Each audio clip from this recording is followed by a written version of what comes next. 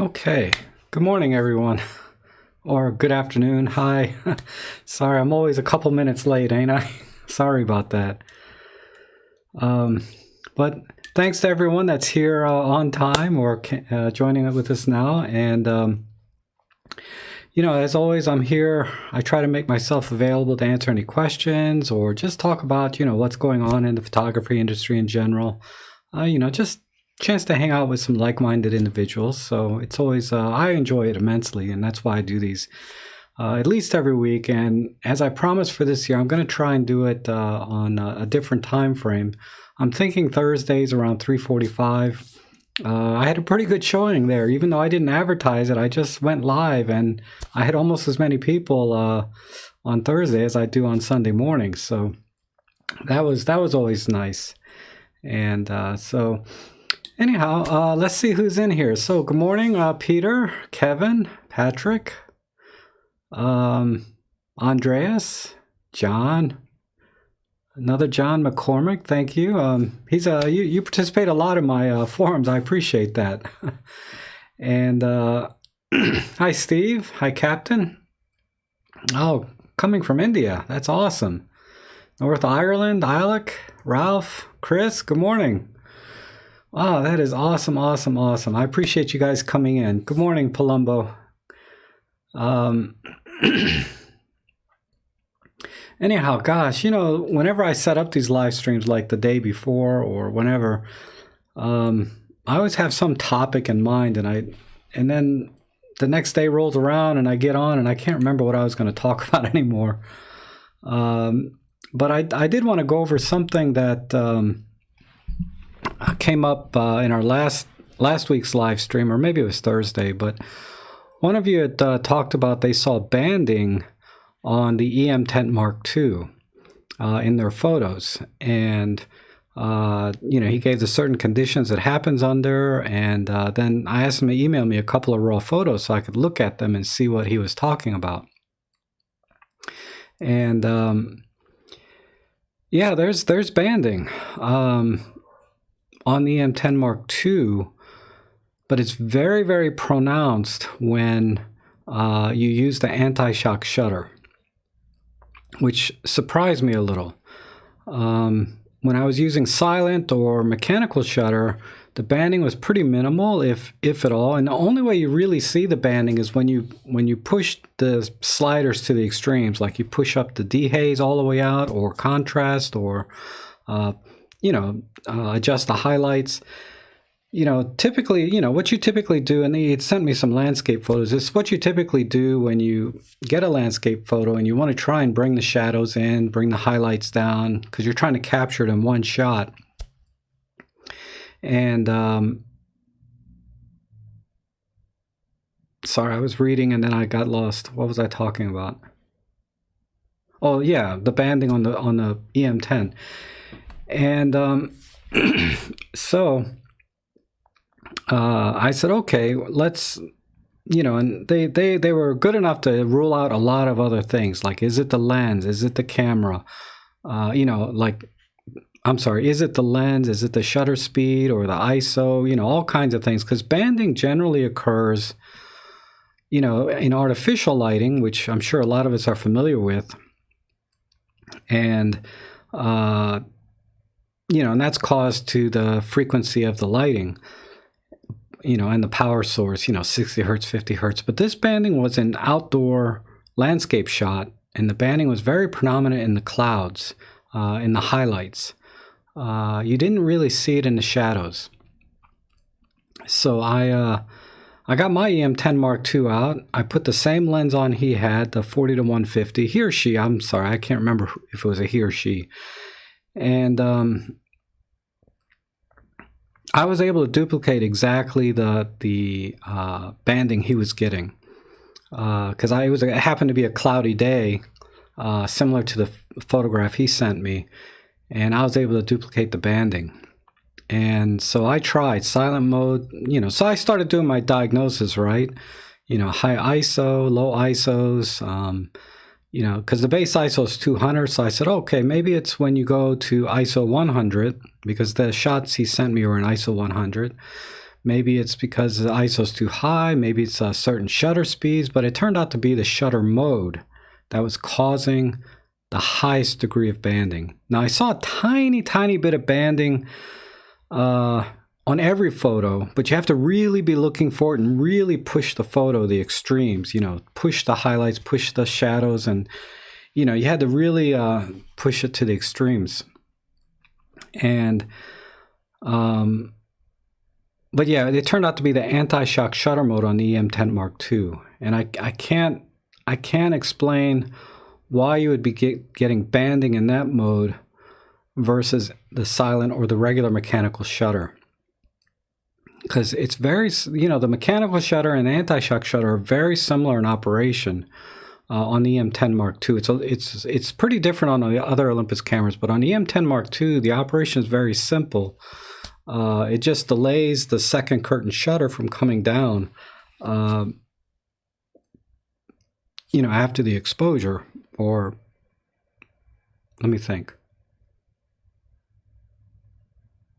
Yeah, it delays the shutter before the second, the first curtain shutter comes down. It delays that process before the, I'm sorry, the first curtain shutter comes down, but there's a delay before the second curtain shutter comes down, or vice versa. But it's a two shutter operation, whether you're a mechanical shutter or electronic shutter on the E-M10 Mark II. So, but yeah, I can't explain why there's banding. So let me see if I can show you an example without losing the live stream again.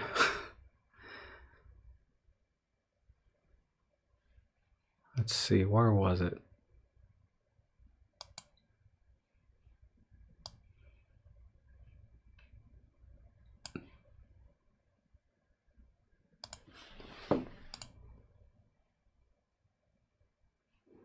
Maybe I'll go in. I'm trying to use Workspace. I'll go into Lightroom. I should have prepped this before I started.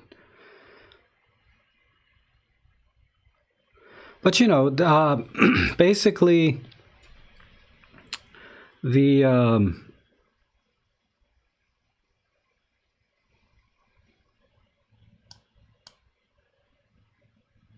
God, that's weird. Now I can't find it.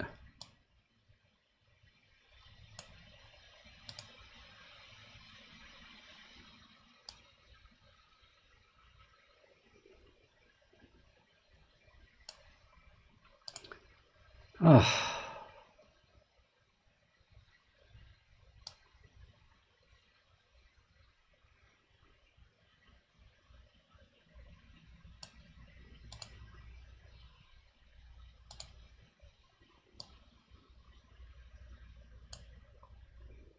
Of course I can't find it now.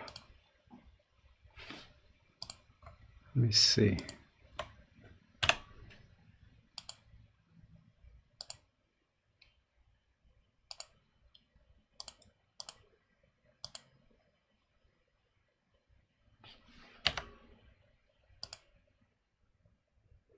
Well, this is kind of it here. Let's see if I can.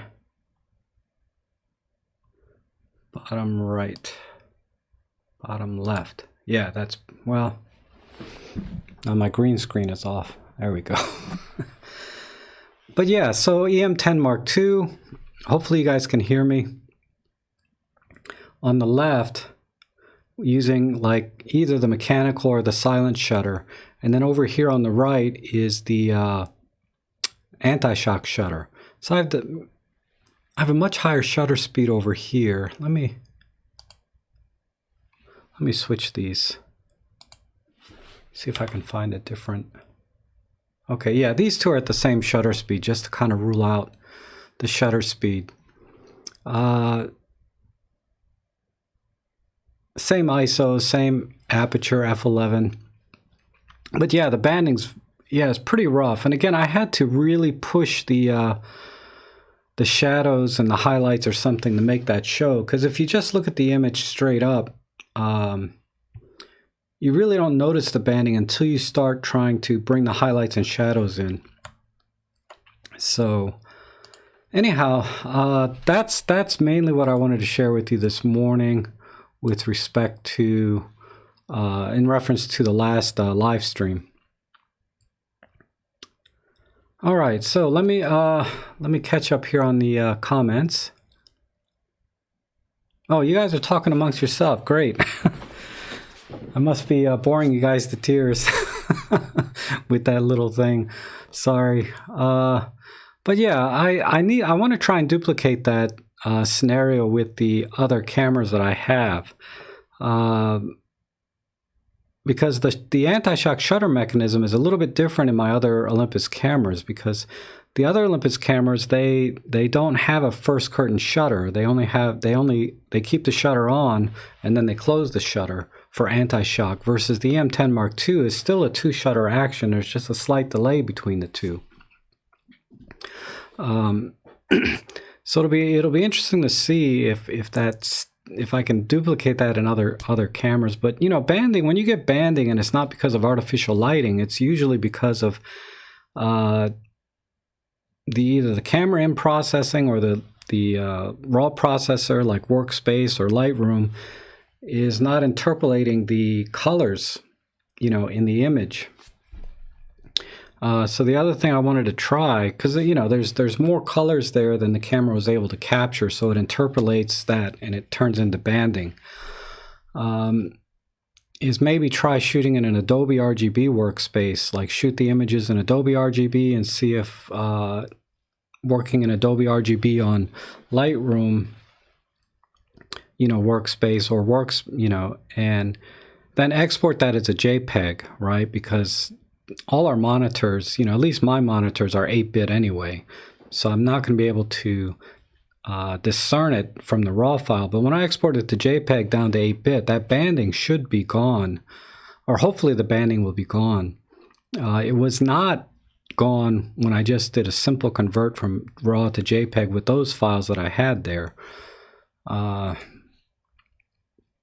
So I'll look into that a little more. Because I know there's still a lot of people they use that E-M10 Mark II, you know, including myself. I still take it out time to time. Not as much since the EVF kind of broke on it, and that's a little bit of an inconvenience. But you know, it's something that, you know, this one person was having problems with, like, why am I getting banding in my images? And the only tip I can give is don't shoot an anti-shock and you'll get better images.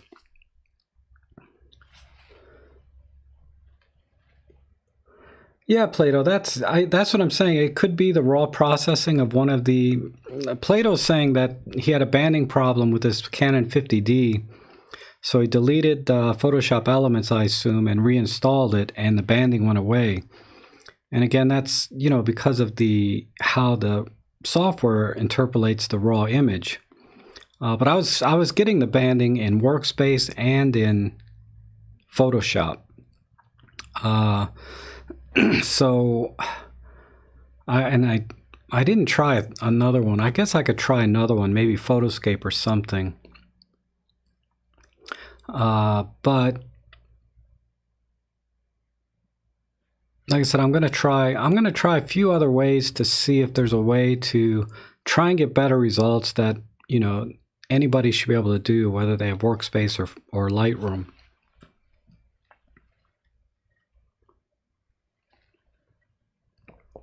Okay, Vishnu's asking, what are the basic but very helpful accessories, if any, you suggest for beginners?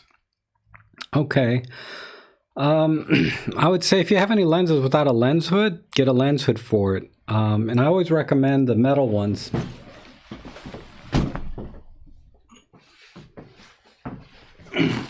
So what you need to do is find out the ring size of your lens, and it's usually on the front or the side. Like this one is a 37mm ring, and you can always look it up on online what the ring size is, and then buy an appropriate metal screw-on lens hood. That to me is number one, despite what Robin Wong thinks. This to me is the most important thing, because then I don't really need to use lens hoods or lens caps. because this protects it, for the most part. And also, another thing that's handy to get, especially I think because you had asked me about adapting lenses, right, last week on the, and I'd recommend the Olympus 24mm f2.8, the 50mm f1.8 Zuikos, and another one that John emailed me about was the 135 f3.5. That was one I forgot to mention. That's a really long telephoto lens on a micro four thirds, but it's kind of fun to play with too. But all the Zuiko lenses that are f1.8, f2.8, avoid the f2 lenses or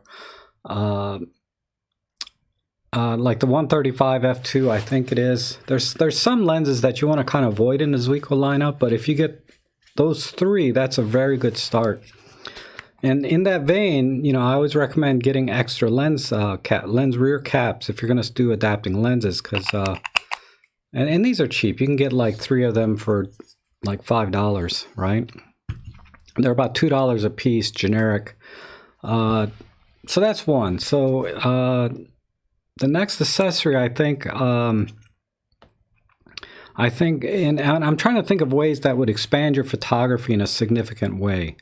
Lens hoods and lens caps are kind of, I think, nice to have, but to expand your photography significantly, I think the 2 accessories I would recommend is probably I'd go with a flash with a radio trigger if possible, and or a tripod. Those 2 things I would get first. Those 2 things will expand your photography. Tripods will expand your photography in terms of doing low light photography, landscape photography. Really, if you want to do macro photography, it really expands in a lot of ways your photography, just having a tripod. And then a flash also really, I think, will take your photography to the next level in terms of the color saturation, the shadows, the contrast, everything about the image will be so much better with a flash. And you'll start to learn about lighting and things like that, and how to control lighting.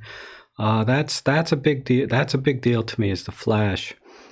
And then one more thing that's always kind of fun, and this is on the cheaper end, is our extension tubes for your lenses. And I recommend, if you have the $99 or the 40 to 150R kit lens, it's like $99 all day long. The extension tubes are awesome with that lens, because you get a good working distance, you get good magnification, and the extension tubes are like, $25, $30, depending which brand. I bought the Mikey, M-I-E-K-E brand, but I think they're pretty much the same under Newer and Vodka. There's, a lot of generics, but they're all the same part, I'm sure. But that's the one that I bought, and those are the basic accessories, and that's all I use, really. I have a ton of accessories, but those are the only ones I really use on a regular basis, are extension tubes, tripods, and flash. And then make sure you have plenty of caps and lens hoods.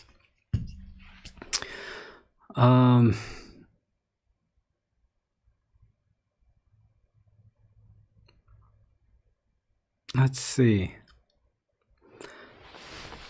Fotis is saying he's got a Mint XE2S with a 35 f1.4. That's awesome. Awesome camera.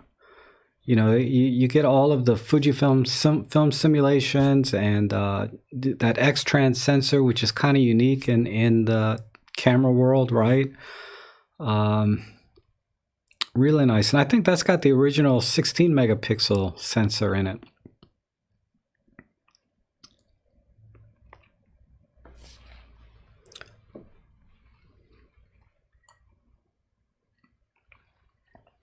Oh, thanks, Kostov. Yeah, maybe a grip if you have like an EM10 Mark II. They're about $30 to $50, depending on, I mean, and I talked about this last week, I add grips to almost all my cameras now. Just it makes it a lot easier to handle.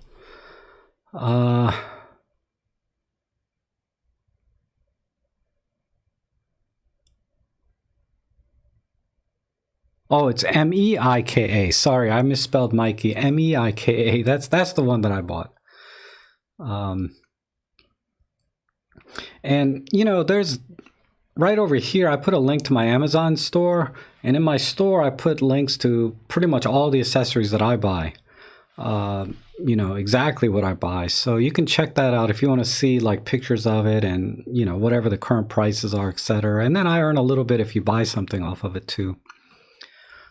John McCormick, and I want to thank, before I go to you, John, Plato, thanks again for participating in the forums. I appreciate that. Okay, John, are there negatives to using silent or anti-shock modes in high-speed shooting situations like birds? Yes. With anti-shock, okay, with silent mode, the only risk is potentially getting the rolling shutter effect. So if you're panning, trying to catch a bird panning, the trees and stuff in the background might be slanted, or maybe the wingspan will look a little bit slanted or skewed. So silent shutter is not good using for birds in flight or fast-moving animals, because you're going to get some skewing and distortion, particularly if you're panning.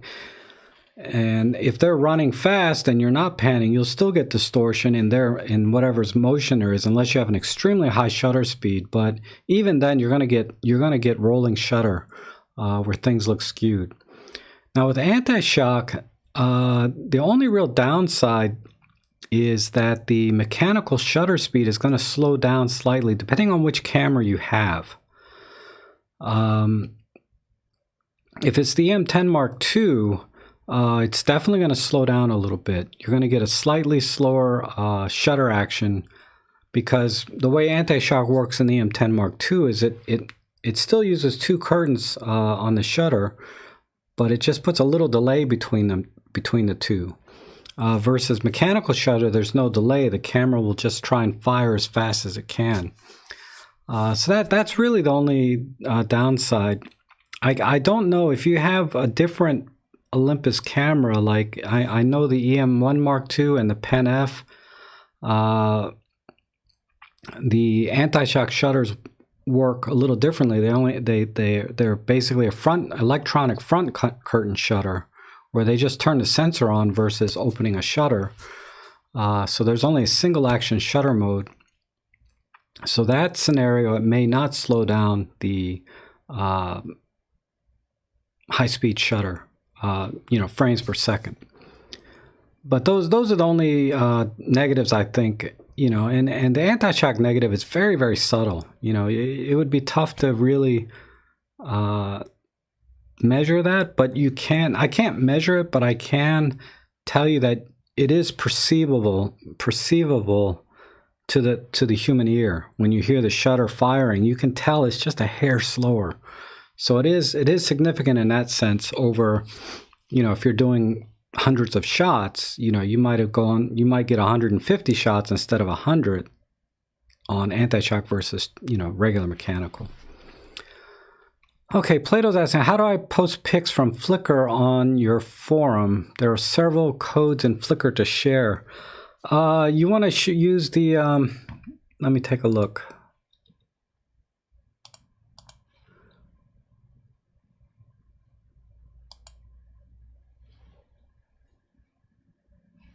So I think there's share button here. You want to use the this one here, just the first option, share. That's right there, and then you want to copy this link. I believe. Let me see.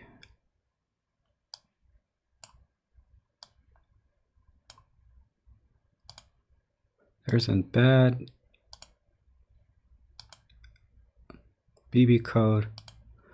This is probably actually, if you do it this way, if you want your image to show in the forum versus just having a link to it, because if you do it this way, this will just put a link to your picture, which is fine, right? But if you want it to show in the forum, go to the embed, And let me see if these options do it. No, forget that.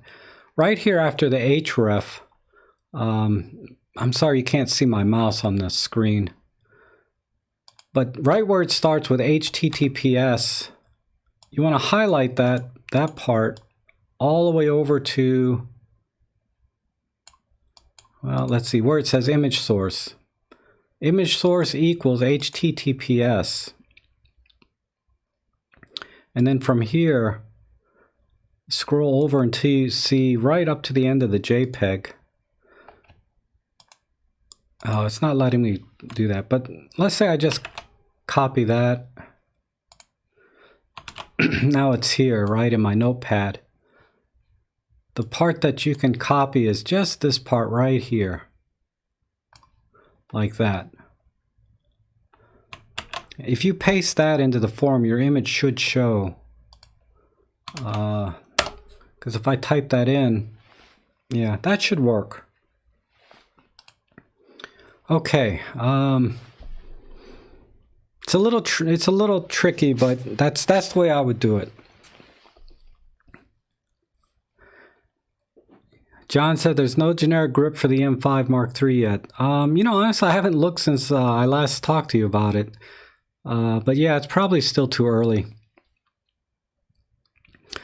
Jack is asking, is there a setting that will keep the lens at the set aperture so the preview button does not have to be continually pressed to see depth of field?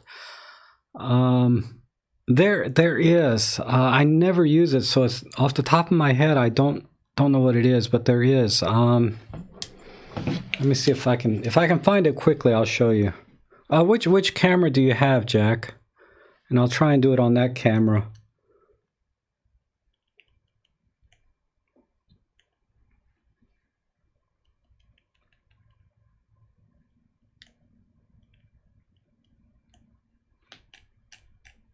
There is something in the menu.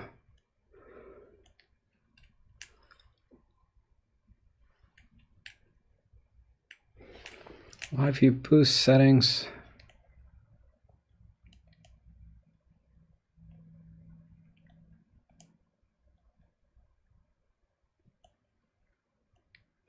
All right, I think that's it. Oops, I got to reassign the button. Hold on.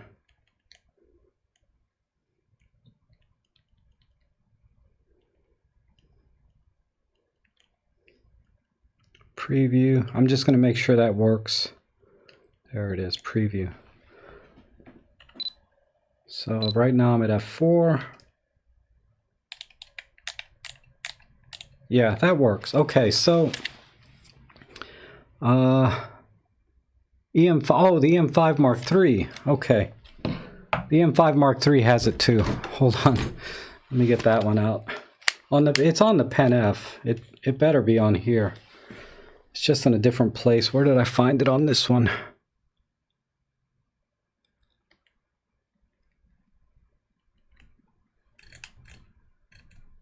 It was in the display. Okay.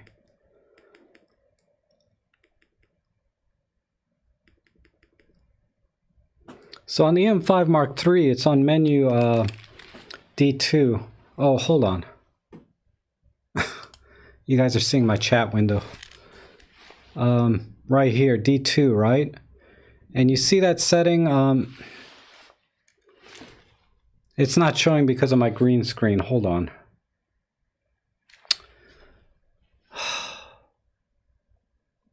Let me turn off my green screen real quick.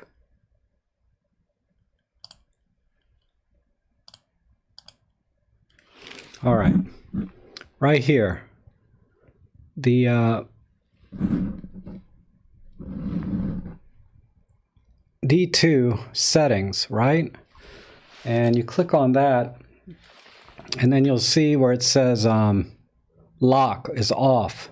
Just turn that to on, like so. And then when you click the depth of field preview, it'll lock the aperture in place, so you don't have to keep holding the button. Okay, so hopefully that answered your question. Okay, let's see, that was Jack. John Matthews, could you show us how manual focus on Olympus with the Panasonic 12 to 32? Oh, you know, there's no manual focus ring on this, so I don't think it can be done. Let me see what happens if I put this in manual focus, if it even lets me. Yeah, okay.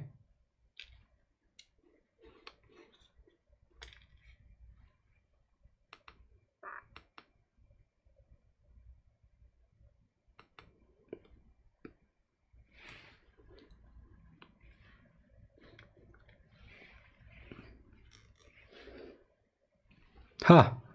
That's a good one. There's no there's no way to manually focus this lens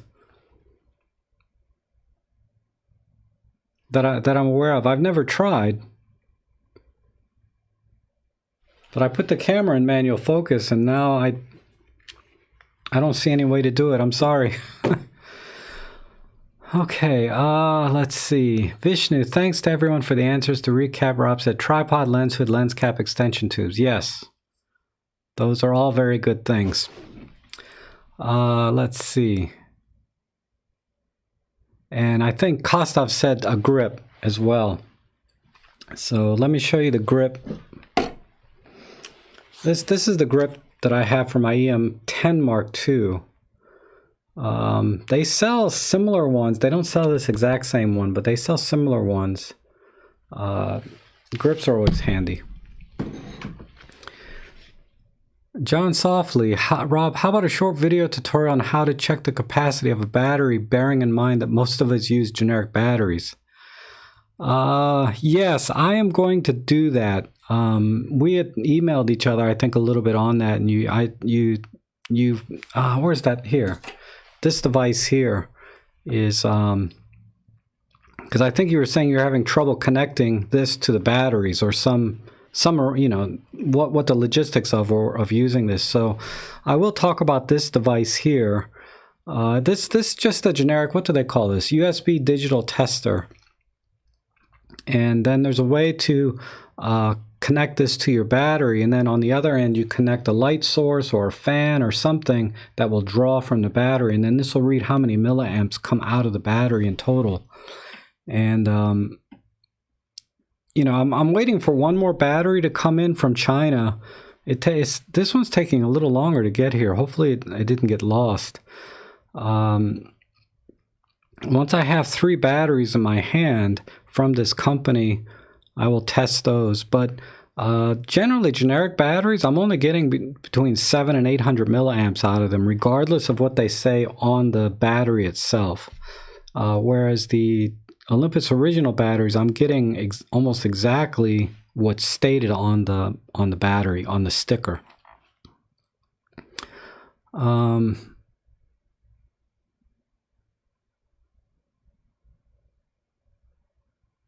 Beat. Thank you, Cheap Charlie. Thank you so much. Yeah, the E-M5 III is awesome. I love my E-M5 Mark III. I mean, it's still a tough call which camera. Like, if I could only have one camera out of all the cameras I have. Somebody asked me a similar question last week, and I said E-M1 Mark II with a 12 to 40 Pro lens. I think they're asking me for the E-M1 Mark II, what lens would I use? But if I had to use one camera and one lens of all the ones I have, I think I'd still... It's between the Pen F and the E-M5 Mark III. It's a tough call. I mean, I like the E-M5 Mark III for the mic jack because I vlog a lot and it just makes things a lot easier. But in terms of actually going out and, you know, photo walks and photography, this is still my favorite camera by far. I know nobody asked me that, but I thought I'd tell you anyway.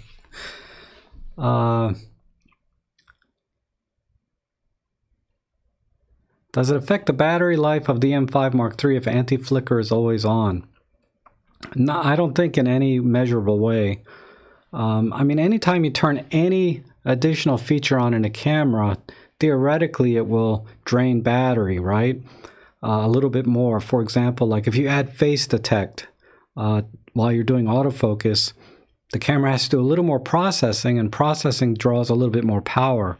Anti-flickering, I assume, is doing the same thing. It's drawing a little bit of processing power, but it's so minute that I think, you know, just a couple of snapshots difference maybe. Like if you could take 1,000 pictures, maybe if you had anti-flicker off, you might get 1,002 pictures. I mean, it's that minute, so don't worry about it. Oh, thank you, Eddie. Yes, good morning. I try to do them on Sundays and do the best I can. Oh, okay, Jack. I think you had asked me about the aperture setting, but yeah, you'd have to save it to a custom preset if you want it to be kind of the default. I mean, once you turn it off, I think it, let me see, if I turn my camera back on, did it stay?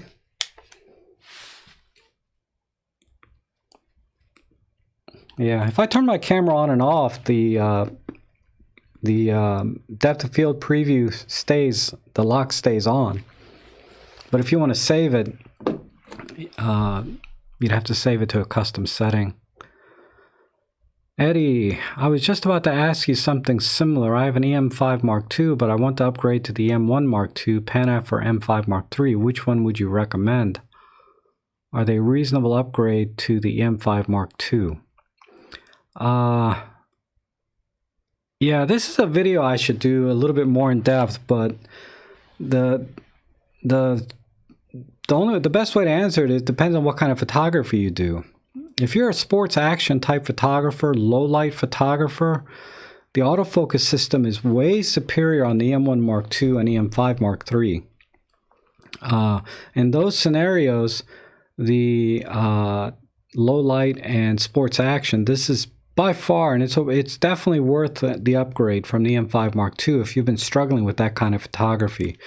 If you're talking about just normal photo walks and snapshots, landscapes, you know, people, general photography, no. There's no reason to upgrade unless you need longer battery life. Then the EM1 Mark II makes a lot of sense. The M1 Mark II has really a substantial battery over the EM5 Mark II. So if you need battery life alone, EM1 Mark II. If you need better autofocus and low light performance in terms of autofocus, that's also a substantial upgrade. But for just general photography, the EM5 Mark II is an awesome camera, as well as most of the Olympus cameras. They're all excellent. So there's no reason to upgrade for general photography. The Pen-F, you're asking about the Pen-F as well. This camera is very unique, okay? I wouldn't call this an upgrade. If you were going to buy one camera, I would recommend this. If you were going to buy this as a second camera, I would recommend this. But as an upgrade, I don't recommend this as an upgrade, because this camera, of all the Olympus cameras I have, has the worst autofocus. I mean, it's not horrible, but it's the worst of all the cameras I have for whatever reason. And the benefits that it has over other cameras are very subtle and geared towards JPEG shooters. And all of the things that you can do on this camera, you can do in post-processing. So there's no reason to spend, you know, $800. You know, I think that's kind of the going price now for this camera, just for that little extra thing. But if it's a second camera, it's awesome. It's awesome to have this. If it's your only camera, it's awesome, but I don't recommend this as an upgrade camera, because it really stands alone. It really stands alone.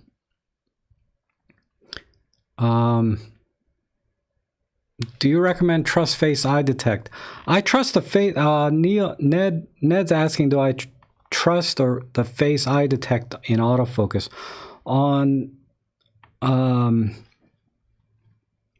Yes, I did a portrait shoot, you know, back in December, my annual portrait shoot that I do for this family. I don't do portraits in general, but I left it on Face Detect, Eye Detect, for the entire shoot. And it was spot on, every single picture. I mean, if there was one that was out of focus, maybe, but It was solid. I didn't have any problem. Now, I didn't pixel peep down to see if their eyelashes were in focus, you know. What I checked was just to see if you could see enough detail in the skin tones and everything. Everything was sharp. And I was shooting with the E-M1 Mark II. Now, the E-M10 and the E-M5 that have the previous, like the TruePic 7 image processor and focusing system, those I noticed are also very solid. You know, I would trust it just as a general photographer. As a professional, I've never used them in that capacity as a professional, so I can't say as a professional. But I'd probably, you know, if I had to guess, yeah, I would say it's probably not as good as the M1 Mark II or the M5 Mark III. And I would, if you're thinking about it professionally, I would upgrade to one of the other cameras and not use that. But you could try it. The few times I've done it, I haven't had any issues. I've done a lot of videos where I compared that camera against the M1 Mark II, and I did a lot of the face detect type things. And it was rare that it misfocused even then. The only time I have problem with face detect is when the subject's too far away and not filling the frame. So if their head is any further away than this, like in the frame, like this much, as you see now, it's going to be a problem. But if they're about like this, you know, like you're doing a group picture, right, of about 5. Sorry, probably can't hear me because I backed up, right? But if you're doing a group picture of like 5 or 6 people, you're still good because their heads are only about this big in the frame, right? I haven't had any issues. It's only when you start doing groups of 10 or 12. If you want to focus on an individual face, it may struggle a little bit.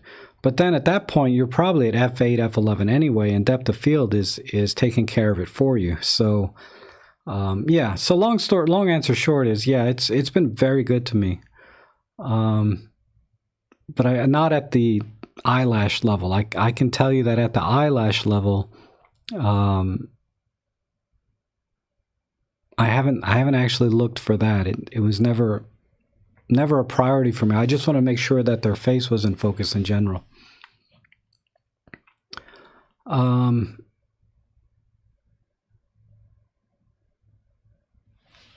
Let's see, John. Whoa, the amount of current that the battery delivers depends on the resistance of the load. If the camera only needs 2 milliamps, at the setting you have, that all it draws.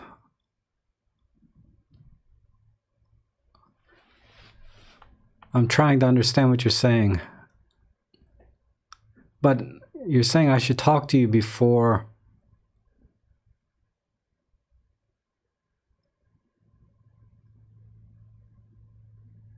So I need to measure the resistance of the load if a camera only needs 2 milliamps.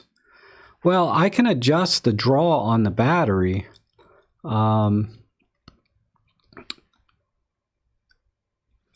Via the light. And the way I was testing it before, though, is I was drawing about 1 amp from the battery, you know, which is a lot, right? But I was drawing almost 1 amp for about, I don't know, it was a couple hours. It took a while. It wasn't like fast. Maybe it was 30 minutes. But after that 1 amp draw, I was getting like the rated milliamps out of the Olympus original batteries, and I was only getting about 700 or 800 milliamps out of the generic batteries using the same draw in terms of amps drawing from the batteries. So, but okay. Yeah, I remember you I think you were telling me you did the timing lights, right, for Sears and stuff. I think you emailed me about a year ago, and you were telling me that if I saw these the timing lights at Sears, that you were one of the designers for that. I think that was you. Which flash and a reasonable price would you recommend for Olympus and the M10 Mark II?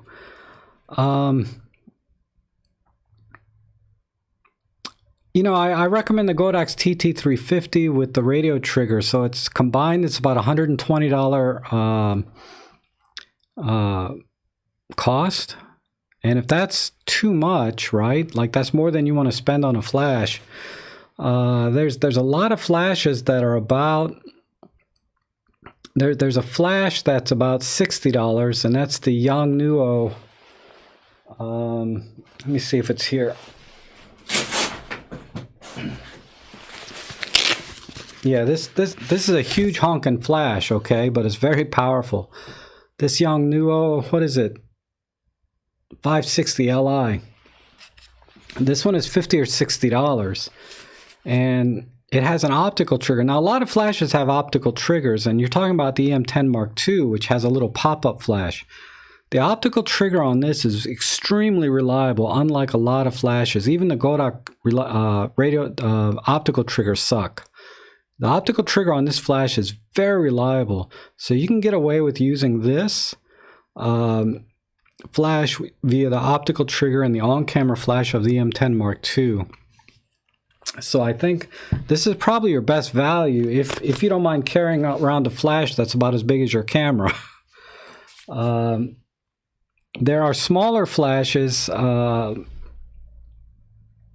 that you can get, smaller and cheaper, but then you have to buy a radio trigger separately.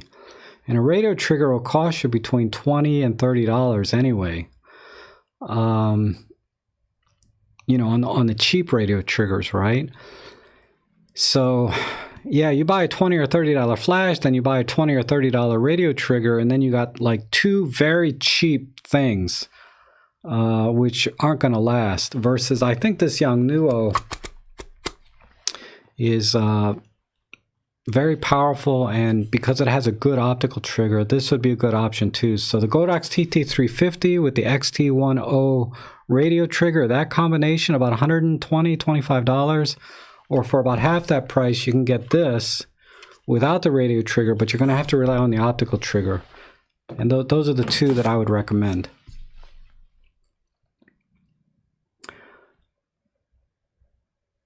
Eddie's saying he wish you had an articulating screen instead of flip out on the Pen F. Yeah. Now on the Pen F, Eddie's saying that he'd rather have it tilt up and down rather than come out and flip around like this, right? But let me tell you, I read an article a couple years ago about why Olympus decided to go with this instead of a flip, because of the packaging, is what he said, the designer. They wanted it so that when someone opens the new box of a Pen F, they wanted this to look like kind of a film camera, have a vintage look to it when they open the box.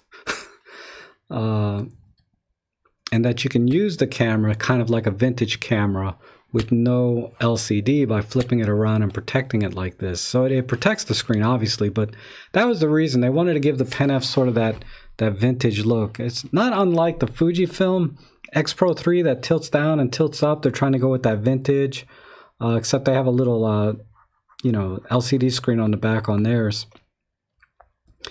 But that was the reason they did it on the Pen F. So if that helps or eases the mind a little bit about why they did it this way. Okay, let's see. I used the E-M10 Mark II with the 60mm macro. This is a killer combination, extremely sharp. I did not expect this combination. I only shoot macro and close-up. Yeah, the 60mm macro, I've only heard good things. It's not a lens I own because I don't do macro photography seriously. I'm content with just extension tubes. But a lot of people use that macro, like what's his name over on Red 35. He loves that 60mm macro lens for portrait work, and he just did a video on the E-M1 Mark II end of life. He just put it out this morning, I think. And you can see in some of his B-roll, he was using the 60mm macro for portraits. So I know he loves that lens. So you should check that out, though. That video he just did on the E-M1 Mark II is pretty good.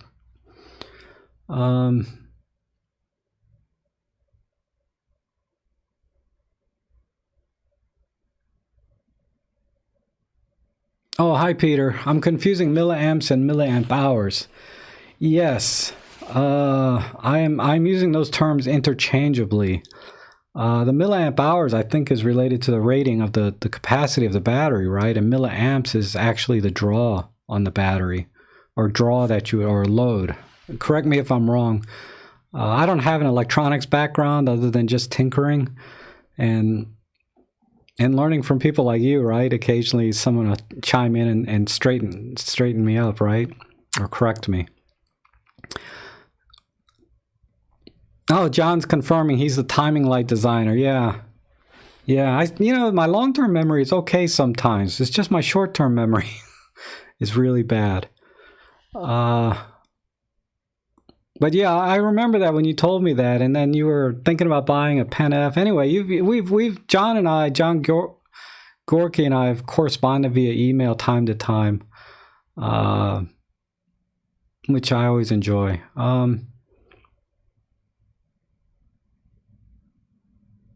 The Nissan i40, yes, very good flash, Nissan. Expensive though.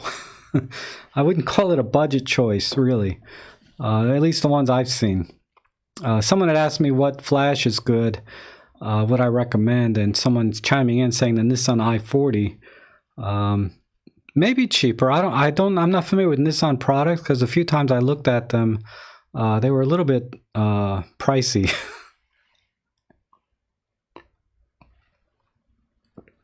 Oh, okay, John. Yeah, just email me your number and give me a call, and then we can talk about a way for me to properly do the battery test, because I'm just winging it, right? Based off the very limited, no, I wouldn't even say limited. I would say I have no knowledge of electronics and how batteries and power systems work, right? I'm just going off what intuitively makes sense to me. Just like I do with all the Olympus cameras, I'd never had any formal training. I just go out and do things, but there's very little risk in experimenting with a camera, right? But experimenting with batteries and power supplies, yeah, it's pretty high risk. Because trust me, I was like tinkering with the wires and things, trying to get the contacts to fit and stuff, and I was like, this thing could blow up. This is getting hot.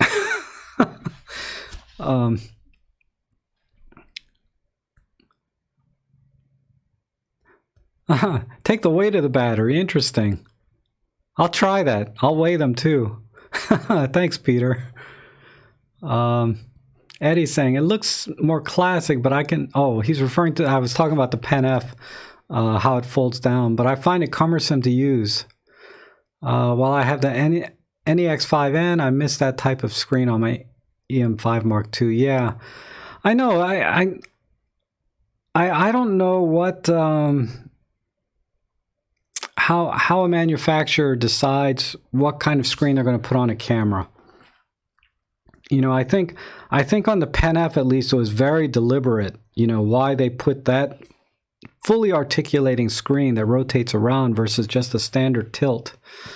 I think that was a very deliberate and intentional method. But on other cameras like the E-M5 Mark II or the E-M10 Mark II and the previous Mark I cameras, the previous Mark I cameras have tilt screens. The E-M10 Mark II has a tilt, but like the E-M5 Mark II and the Mark III have the fully articulating.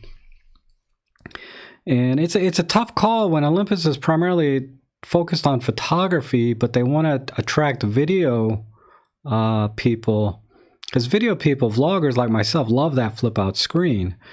But for photography, it's yeah, I find it cumbersome as well, to be honest. John Matthews, the Olympus Pancake 14-42 has a step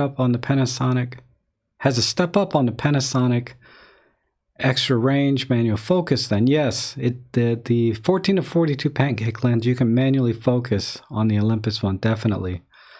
The Panasonic has a little bit extra sharpness and 2mm wide. Is that it? Yes, that sums it up. If you don't need that 2mm, the 14-42 Pancake from Olympus is very good. It's probably the better choice. I mean, I was shopping both lenses for the longest time, and I couldn't make up my mind. But I ended up going with the 12mm, the 12-32, because of that extra 2mm, and that's only because I vlog. having that extra 2 millimeters is night and day difference for me. But for average photographer, I think I would recommend the Olympus version over the Panasonic one, if you like to manually focus.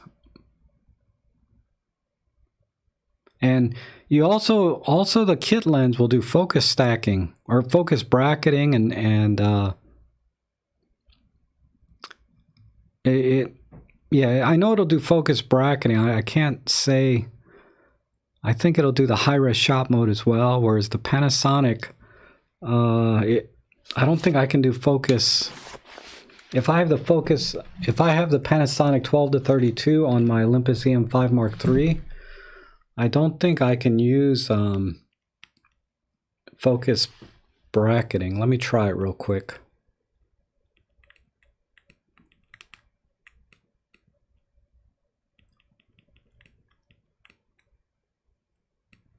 Let's do 9 shots.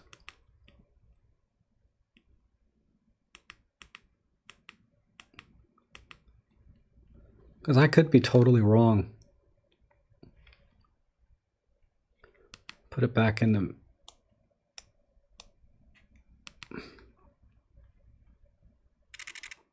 Okay, I'm wrong. You can do focus bracketing even with a Panasonic 12-32 lens. Okay, so really based on that, I don't see any disadvantage at this point to the 12-32 other than not being able to manually focus.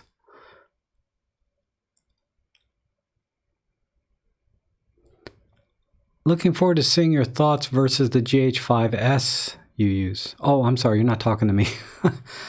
Hi, I just entered now. Is it true the rumor that Olympus is for sale or that someone was going to buy it? Will it affect everything good that they were doing in the camera and lens? I have no idea. I don't know about Japanese corporate culture, but in the US, the only people that know what's going on are the CEOs or the board of directors, the very top level. Everybody outside of the board of directors has no idea what's going on. And they will get a pink slip the next day. Complete surprise. They could be like on Monday, or Friday, they could be happy-go-lucky, have a great weekend. They come into work Monday, pink slip. And they could be the vice president, they could be whatever, anything, and they're gone in one day, right? At least in the US, corporate culture here is very cutthroat. So if you hear any rumors, they're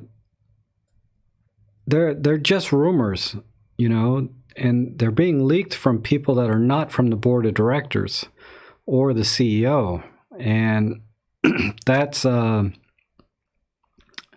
nobody knows except them. So if you hear any rumors, it's totally that. And somebody might be thinking their department is closing, because the CEO did say that they're going to do a reduction in force, a RIF.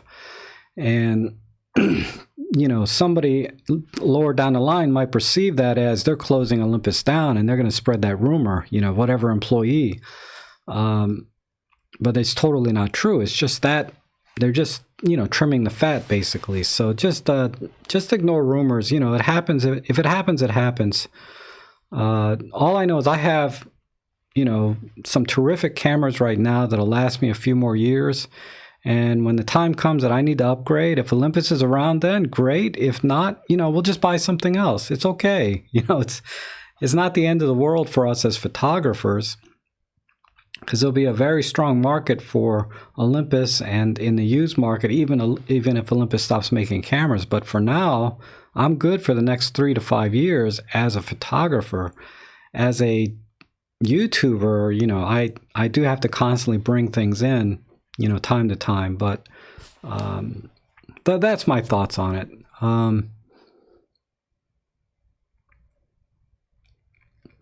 Tempted by the E-M1 Mark III now and not wait for the E-M1 Mark III, but I might not get an updated sensor and other sweet stuff. I would wait Teplo to next. Just wait for the announcement next month See what it brings to the table. If it doesn't bring anything new to the table that's enticing, just get the M1 Mark II or EM5 Mark III right now. But watch my video on that comparison between the M5 Mark III and the M1 Mark II, and it'll sort of give you some idea of what to look for in the EM1 Mark III, for example, right? Because you'll have a better feel for what the M1 Mark II can do. So when the M1 Mark III comes out, you'll say that, yeah, this is a significant upgrade, or this is not. But just wait, and then when it is announced, of course, I'll have my opinion, right? Which I'll share with you. Mike Hemley, milliamps is the measure of current. Yes. Given at time, milliamp is a measure of the battery's capacity. So I was close. I was close to what I was saying before. So intuitively, I got that right.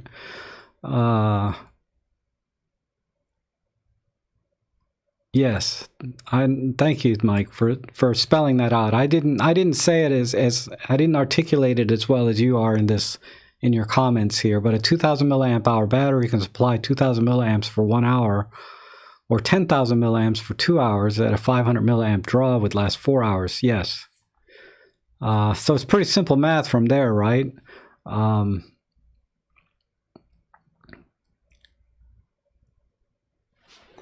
Brian is saying the Nissan i40 brand is new for $189, and the Godox or Yongnuo is a better value.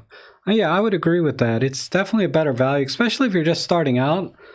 Don't spend a ton of money. Buy, when I started out, I bought the cheapest flashes I could get. I got flashes I got for free that I played with. So it's okay, if you're doing this for money, you want to buy the best you can get, right? But if you're just an enthusiast, a beginning photographer, buy some cheap stuff and just learn from there, about gear and lighting and everything else. You'll get all of the basics down, and then you'll have a more educated buying decision when you're looking at more expensive gear, because at that point you can say, I've been working with this piece of crap for 6 or 8 months, and I'm ready to move on. Then when you go shopping, you can look for certain things in the gear that you want. You'll have a better understanding of what you want. Mike Hamley, I set up my M5 III and EM1, EM2 to show the highlight and shadow warning live. After I take a shot, they do not show up in review. When I hit the play button to view, they do show up. Why not in the review? Let me think. See, this is where everybody's workflow is a little bit different. Oh God, I'm still in bracketing mode. Let me turn bracketing off real quick.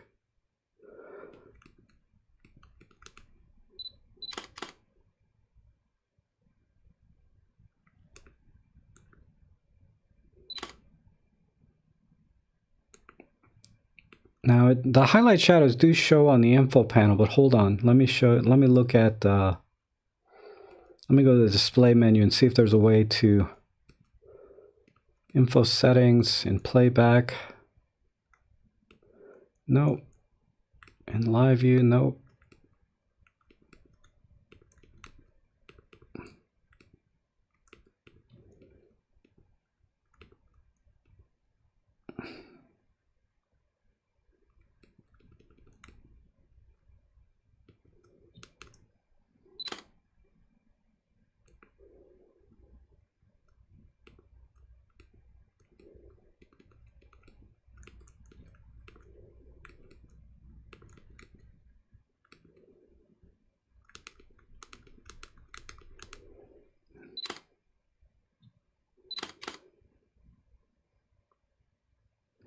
All right, probably the way you have it set up now is like this, right?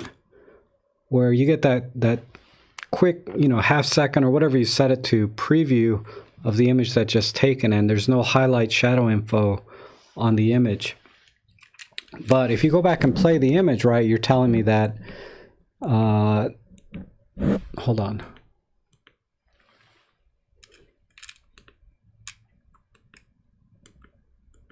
Oh, I turned it off. Dang it.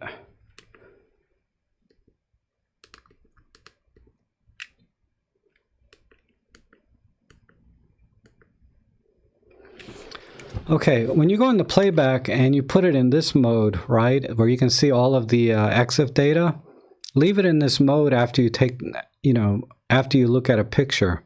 And then when you take a picture,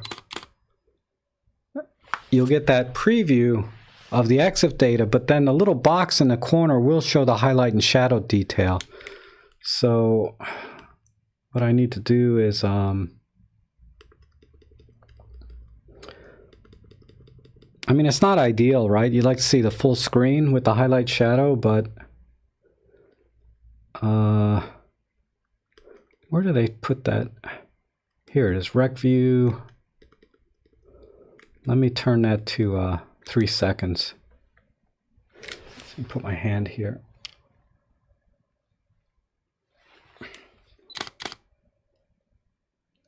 But you see how it's blinking a little bit? Oh, hold on. So if you have it in this view, when you leave playback, you'll get the highlight shadow blinkies just in a smaller box. Okay,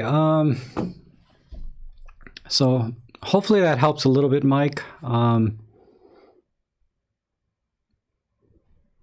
If you want to see it in the review image like that, that's the only way you can do it.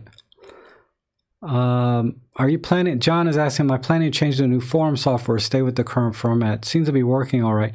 Yeah, I'm kind of leaning towards sticking with the current forum format. I mean, it's functional. It's very basic, but it works. I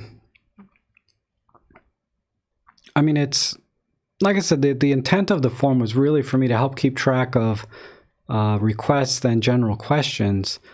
Not for it to be a fully fledged forum like you see on MU43, right? But it's still not too late to switch because, like I said, I think once I get past maybe 100 members, it might be a little bit rough. But right now, I still have a little. I think I have a little bit of a window to change software if I need to, because there's not a ton of posts and members yet, but. Yeah, I should make a decision on that soon though, because once you kind of get past a certain point, it would be kind of a hassle for a lot of people, and then we would lose a lot of the data. I think the best way to do it would be if I do upgrade to a different or not upgrade, but do use a different software for the forum, I would just make an announcement in the current forum, not delete it, just say in the current forum, please join the new one, but the old one will stay there until, it's gone dead, I guess. Kevin, the Olympus imaging division is too instinctually tied to their medical division to sell it off. Rumors develop a life of their own. Yes. Yeah, rumors are rumors. Like I said, you don't know who started the rumor. It could be a disgruntled employee because they got laid off. Who knows? Or an employee that's currently working there that's not happy. Hi, Ray. How are you? Banana King. Hi, Rob. I was thinking of upgrading my E-M1 Mark II, but I'm happy with the 1080p. Could the sensitivity be better in the old 16 megapixel sensor? Because the sensor cells would be bigger. No.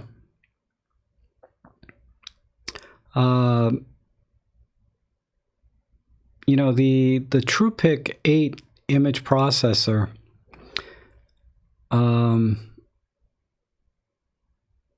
it's not something you could really tell the difference, unless you're really comparing side by side and looking for it. If there's any difference between 16 megapixels and say a 20 megapixel sensor in terms of noise, because particularly in video, if you're asking me about 1080p video, it's definitely almost imperceptible any difference. So yeah, don't worry about going from 16 megapixels to 20 megapixels. There's a lot involved with noise in a sensor over and above just the pitch size or the pixel size. Because there's the image processing engines like the TruePic 7, TruePic 8, and there's always improvements from one processor to the next. And then there's the sensor design itself, and then there's the camera's internal noise floor that can be reduced by, shielding and, better, higher quality components from one generation to the next.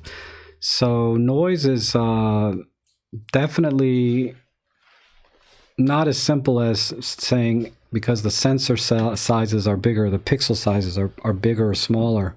There's a lot more to it.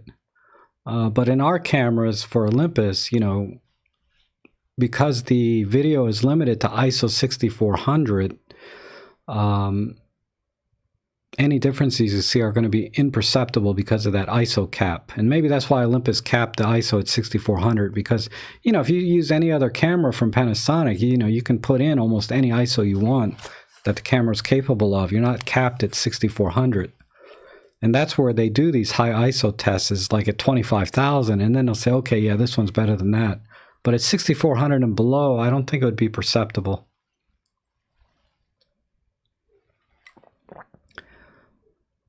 Ray's asking, do I use the arrow keys to move the AF target, or do I use the dials? I was trying to set up the demo 1.2 for using the dials and got lost. I use the arrow keys. Excuse me. I use the arrow keys because that's just where my muscle memory is.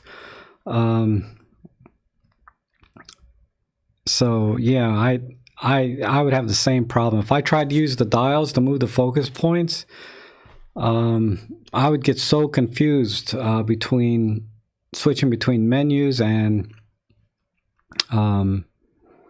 using the focus. I would lose it because now my muscle memory is ingrained.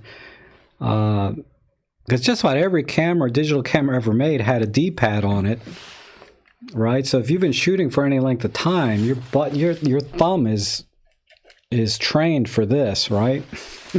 not to move the points around like this. I would lose my mind if I had to do that. I don't think functionally there's any difference, right? I mean, you're not going to be able to tell in the picture which way you pick the focus point, but okay. Mike Hamley, yes, I used to see the blinkies right after I took the shot, but they are gone now. Thanks, I will try. Oh, okay, good. I'm glad I was... Man, I'm like, the lag here is amazing. Hello, everybody. I listen to you in parallel. I have sent a volleyball article to my newspaper.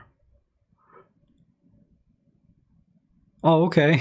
You're multitasking is what I'm getting, Logan. Bukathek. Hi, Rob. Would a save ISO on E-M1 for still better on low light night photography? Okay, let me read this again. Because it looks like you're translating from your language to English, so something's getting lost there.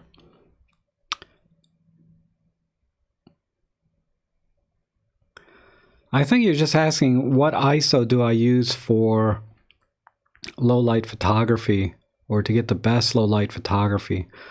In low light, I don't have any limits on the ISO personally because I'm very comfortable with noise in low light photography.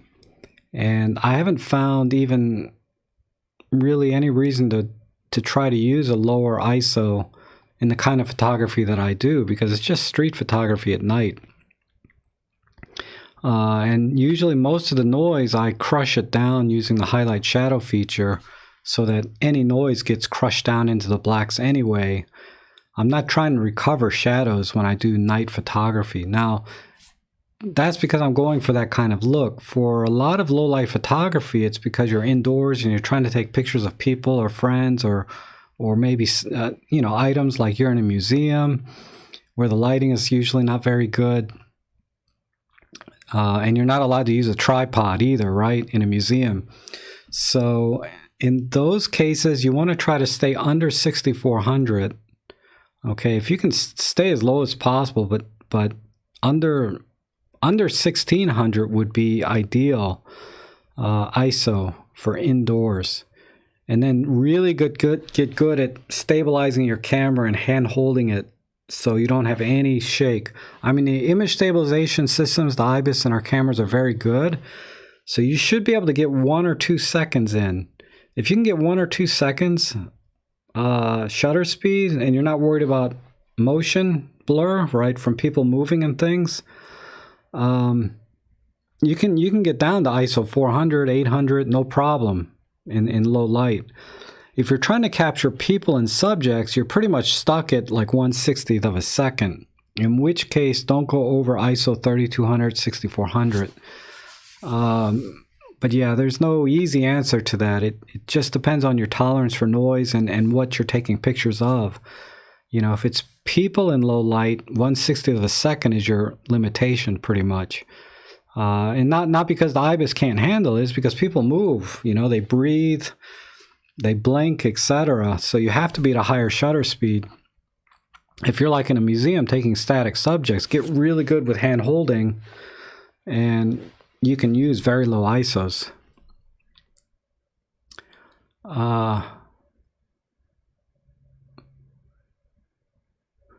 Joystick fan. You know, Ray is saying he's a joystick fan and a D-pad makes him disorientated.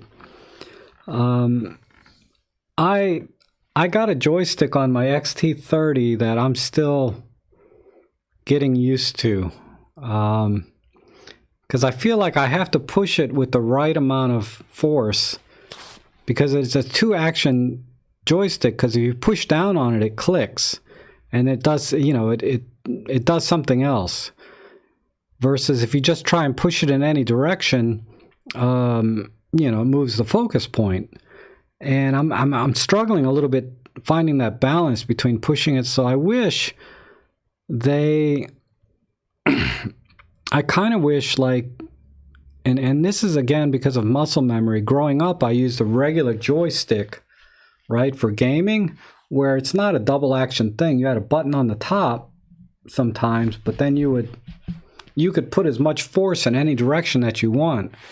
And the trouble with these joysticks that they have nowadays is that they're double action. They click in like this, and then they also go up, down, left, right. So I'm finding that I don't know. Like I say, it's just a matter of getting used to it and muscle memory and all that good stuff. But yeah, I don't have any problem with the D-pad though. Like I said, my thumb is right on there, man. It's like a surgeon on that camera with the D-pad.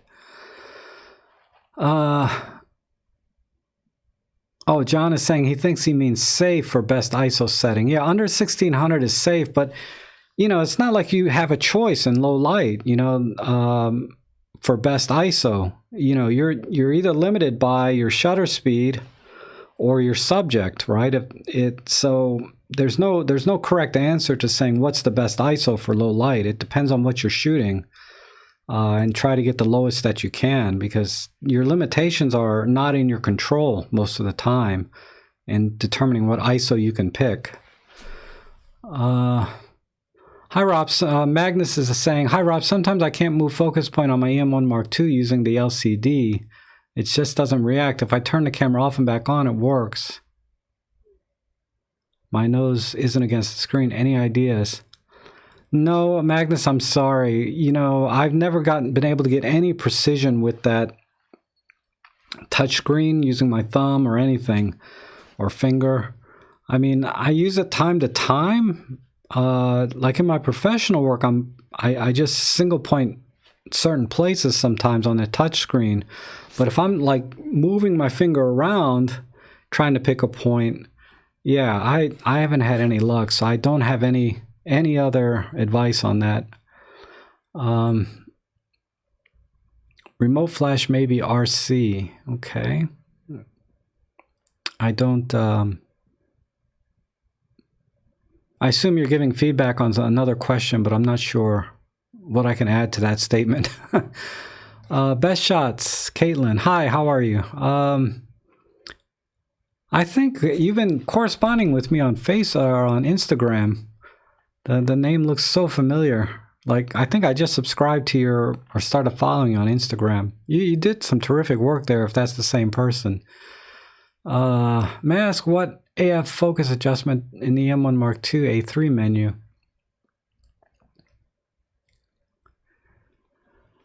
Oh, this is not a setting that I've explored personally, but the idea is that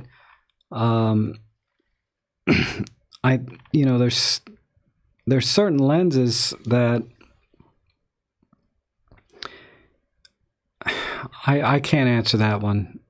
I know on the Nikon we had focus adjustments, and that was because sometimes you would autofocus and the lens would be a little bit off. So the camera will think it's locked focus, but it's off slightly. So you could adjust it to a varying degree so that it's spot on, either back focus or front focus. It's just slightly off, and you would adjust it. And that's the impression I got that's what that's for. But just leave it off. If you're using Olympus lenses, you don't need to worry about it. I think that's designed for third-party lenses. Maybe you buy a Sigma lens and you notice that the focus is slightly off, so you might be able to adjust it. Or you're adapting lenses, say from the old 4/3 system. I think that was another application. So unless you're doing something weird and you need to learn how to use that, I would ignore it. And even if you do need to use it, I think that the general advice is don't go down that rabbit hole. That it's just you'll go crazy, right? Trying to adjust focus that way. At least from the few comments I've seen about using that, people are saying just it's not worth it. But again, it's not something I personally have experience for. So I'm sorry. A good place to ask though is the MU43 forums. There's a lot of very experienced people there that I'm sure could, answer that question more competently than I can. Oh, hi, Robin. How are you? Thanks for coming in. Eddie, what software are you guys using? I just started getting into post-processing and trials. AC/DC, Photolab, Affinity, Lightroom. Really, you have to work. Okay, when you choose a post-processing software, you really have to work with one because they're all very good, right? They're all going to get you the result that you want. It's just how easily will you get there, and a lot of that has to do with your how your brain works, right? Does the interface and the way they lay out all the controls seem intuitive to you, or do they seem like a total mess?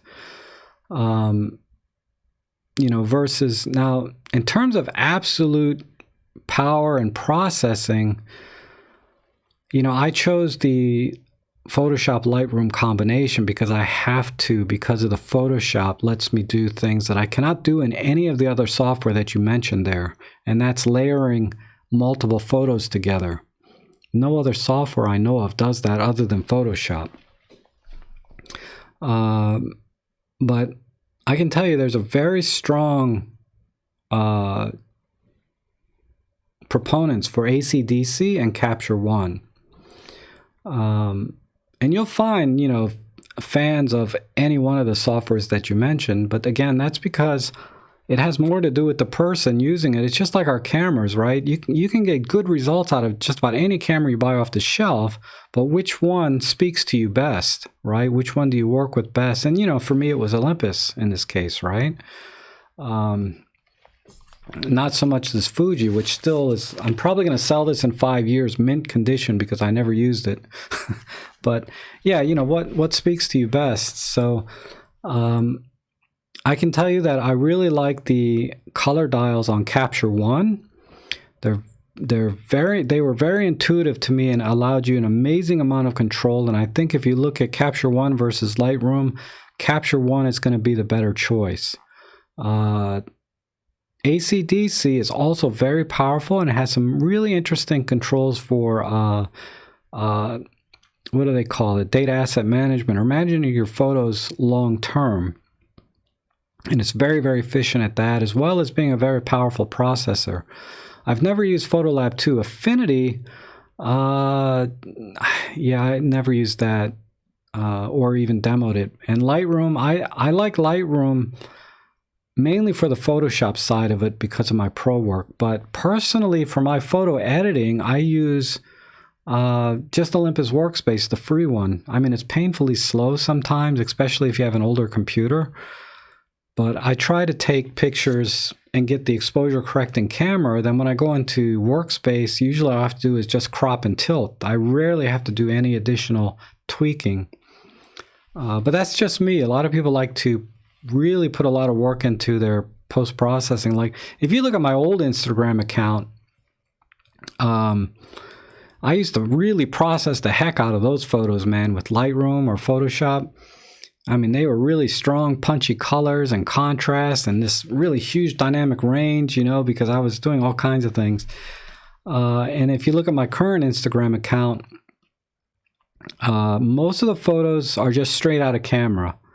And, you know, I'm very content with the image that I got. They're not great photos, but I'm very content with the exposure and the processing. Like if I were to post-process, I wouldn't change anything in post-processing on those images. I got exactly what I wanted out of camera. So anyway, those are my thoughts on the software. Steven, hi Rob, could Olympus up their multiple exposure count to 10 with firmware for more creative impressionistic photos? It would have to be...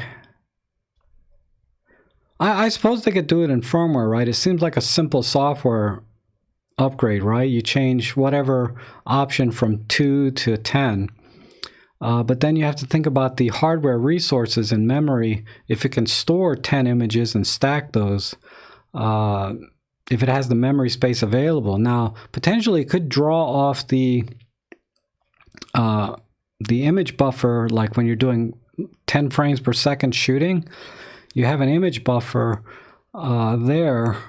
So they would have to do a substantial rework to the firmware, I think, to up it from 2 images to 10 images. So I doubt they'll do it because I think from a hardware perspective, it may take a little bit too much.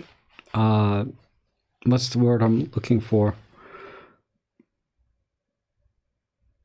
It may be a lot more involved than just simply changing a simple number, basically. And that's why I don't think we'll see that.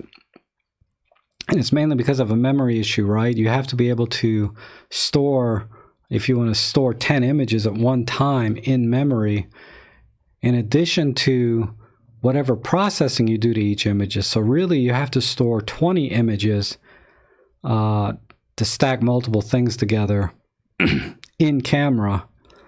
And that may be a limitation. Could they bump it from 2 to 3? Maybe. I mean, the way people do it now, the way they work around that limitation is you got to shoot in RAW, but they take 2 images, they merge them, then they take that merged images and merge it to a 3rd image. They save that. Then they take a 4th image, like here, and then they merge that together with the previous one, and so on and so on. I mean, it's kind of a... So you're just stacking images that were previously stacked together. There are people that do it that way, and I think Robin Wong may have a tutorial on that. I'm not sure. That's not one that I've done. If nobody's done it, maybe I'll do one. But that's the only workaround I know of. But I don't think in a firmware it would be that simple. Guzman's saying, sorry, remote flash may RC controlled by FML3 mounted on the camera in the E-M5 Mark III. That's it. Yes. You know, I never really opened the box on my E-M5 Mark III that much. I just took the camera out and started shooting. So there might be, I don't know if a flash came with this camera or not. I have to look in my box. But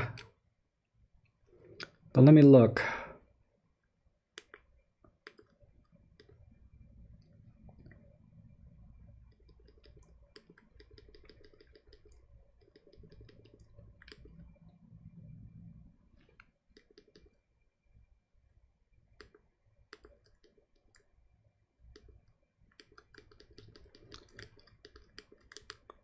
Yeah, there is an RC mode, so yeah, you would need a RC compatible flash, which the FL-M3 is RC compatible, and then you would need an RC compatible off-camera flash, meaning it would have to be another Olympus flash that's RC compatible for that to work.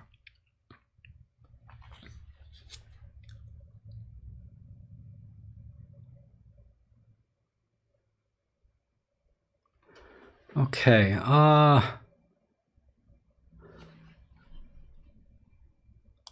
it's okay, Guzman. Wow, I'm falling behind again. I gotta talk faster.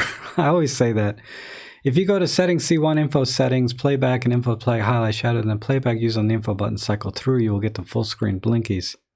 Yes, Brian, I think the person that was asking about that previously was not talking about the playback, but the review. So, you know, when you push the shutter button,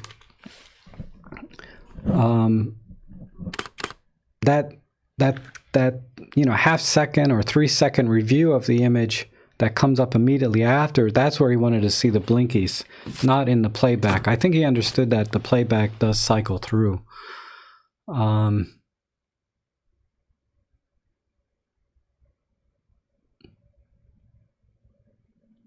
Okay, Caitlin, so that was you. Yeah, I appreciate it. That was a very nice message you sent me too on Instagram. I appreciate that. You know, I try to follow photographers time to time on Instagram. I can't follow everybody because there's just so many, right? And, you know, usually in the mornings when I'm sitting down having breakfast or whatever, I'll go through Instagram, you know, for about 10 or 15 minutes. But that only scratches the surface of the 200 some people I follow already. And yeah, it's painful, but I do try. So, you know, if I subscribe to your Instagram, you may only see a like from me or a comment from me once every 4 to 6 weeks because of how many people scroll through, you know, on Instagram, how many images scroll through. And you may have posted one every day, but I may not see it, you know, but once every 4 to 6 weeks, just because of the sheer volume.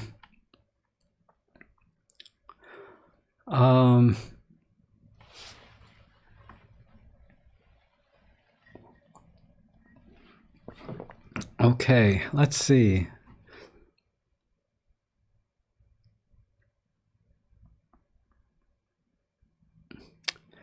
Oh, so CB Ray's giving some feedback. He uses DxO Photolab and Topaz denoise. Let me just add one more thing. I mean, Money No Object, DxO and Topaz, they have some amazing software for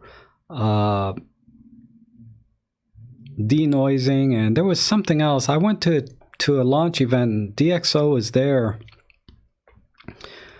God, I can't remember what it was, but I was seriously impressed by what that software could do with an image. I can't remember exactly what it was, but go check out Topaz online, and then if whatever they have on their splash page doesn't impress you, then it doesn't matter. But there was something that really impressed me until I saw how much they were asking for it. I mean, I was like, wow. And I can't remember how much it was either. That's how bad my memory is sometimes.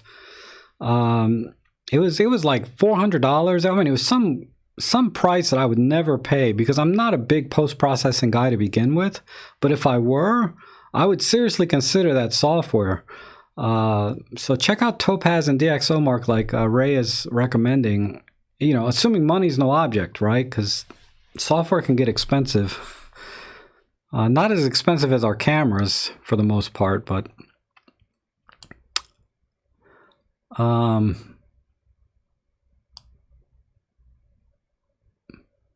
Ray is saying Capture One has layers. They do have layers, but not. You cannot layer multiple images. Like I want to layer 5 different images together on top of each other.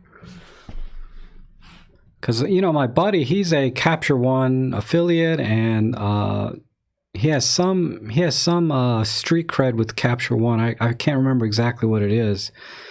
More so than just being an affiliate, but he is a moderator or something. But he has some expertise in Capture One, and I gave him a folder of images of mine, and I said, okay, these are the images I had. This is what I was able to do with Photoshop by layering photos together. Show me what Capture One can do, and I may convert, because I really liked Capture One for its individual photo editing a lot more than I did Lightroom. But it wasn't able to do what I could do in Photoshop. So, okay.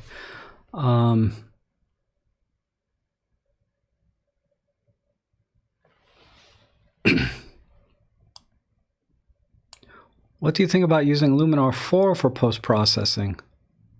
It seems okay. I mean, they sent me a copy about a year ago to review, and I ended up not reviewing it because I didn't like it.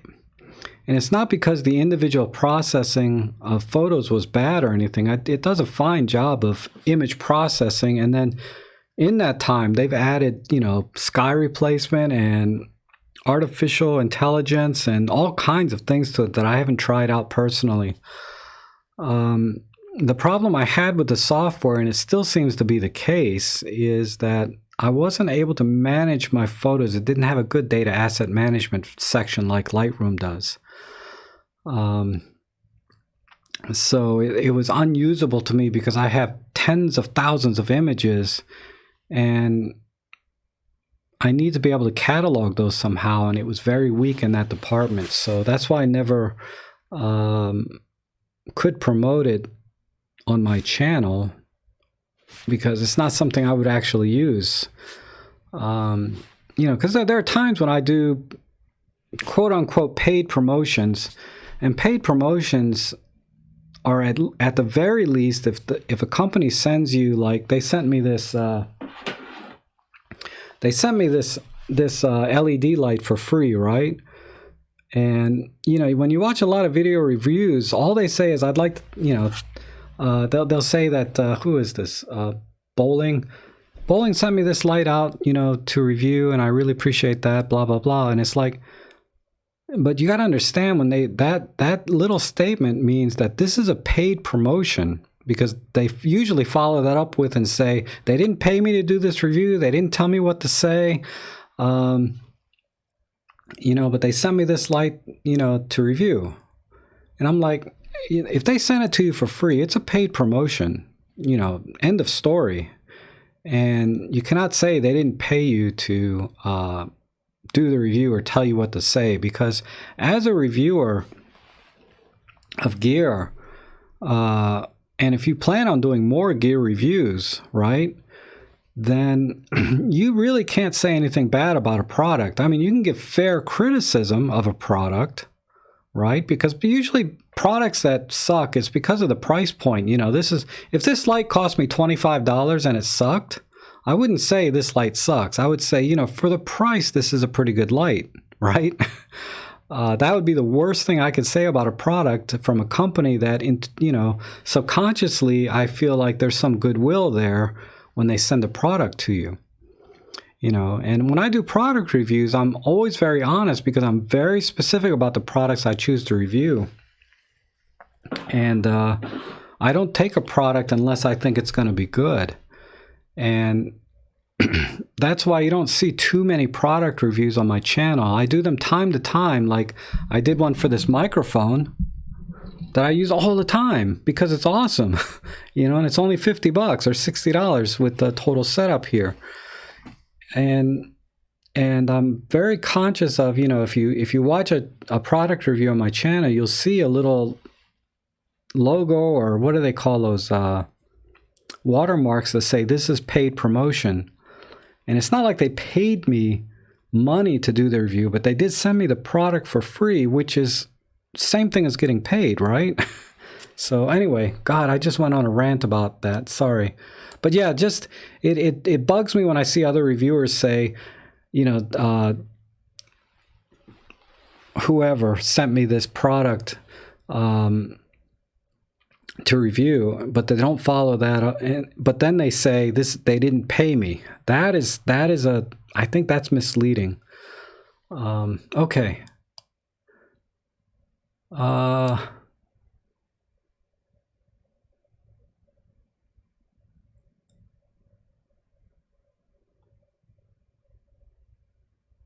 Okay, I'm a little bit behind again because whenever I get on a rant, I lose track.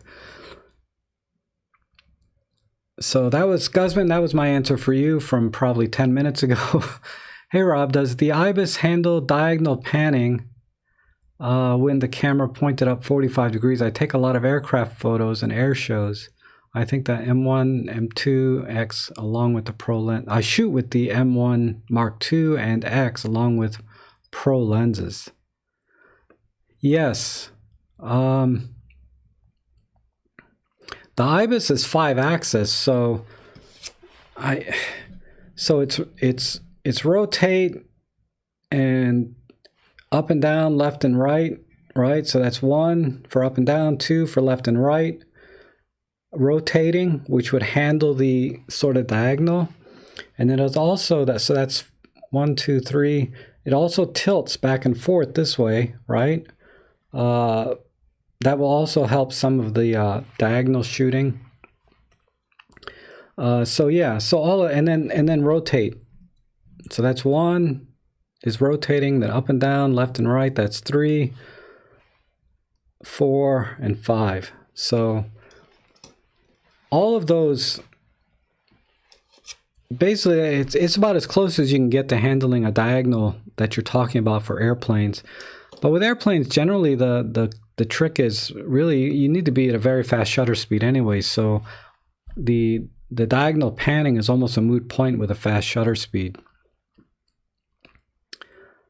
But Robin, if you have better feedback on that than I can give, chime in on that question, because that's a more technical question than I can really answer beyond what I just talked about.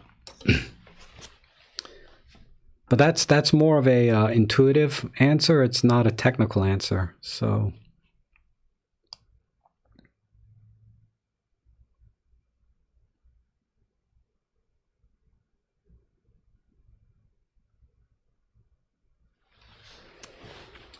Roman, okay, that's for Robin.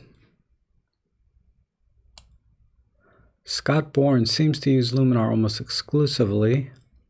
I don't know who Scott Bourne is. I'm not too happy about AI taking over my creative input, so I've stayed away from Luminar.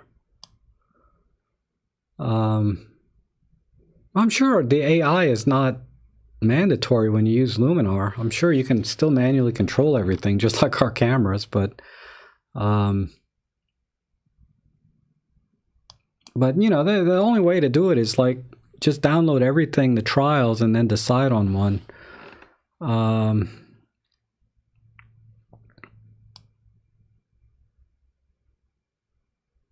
Scott Bourne is an executive at Skylum Software, so that says, oh, okay, Scott Bourne is an executive. Yeah, of course he would say good things, right, about their own products. Sandeep, hi.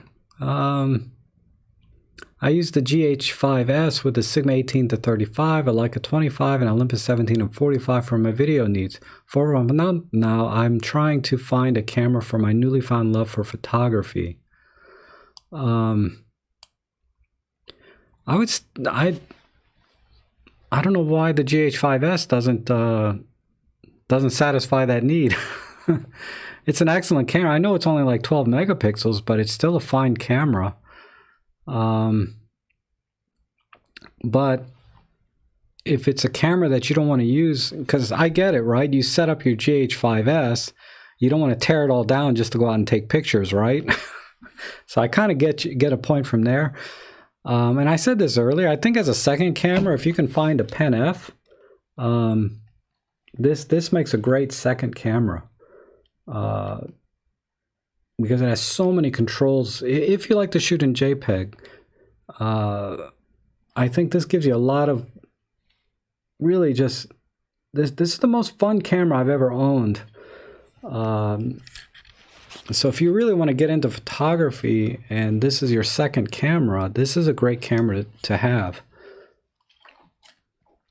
If, you know, because based on the lenses that you have, you know, it looks like your budget is not an issue. But if your budget doesn't, if you want to just get your feet wet, the two cameras I'd recommend is the E-M10 Mark II, if you like the DSLR style, and if you prefer the rangefinder style, the Panasonic GX85 is very cheap right now. So those are two excellent cameras that will do probably 90% of what the Pen F will do. Aside from all of the, you know, this creative dial, and there's a lot of special things about this Pen F that I think you'll really enjoy if you really want to get into photography. So if you don't want to use your GH5 for photography, your GH5S, and I get that because it's a pain in the butt to tear down your video gear. You know, it's all set up, right? Just to go take a few pictures. The Pen F would be my first choice recommendation if there's no budget. If you're on a budget, then DSLR would be E-M10 Mark II or GX85 for a rangefinder.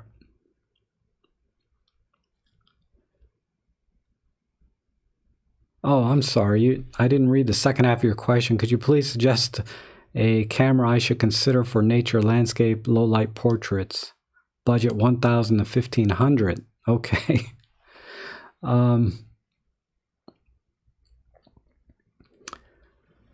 Oh man, I would say E-M5 Mark III. If you want to go with Olympus, E-M5 Mark III or E-M1 Mark II, you might appreciate the E-M1 Mark II because it's very similar in size to the GH5S. That would be an excellent alternative.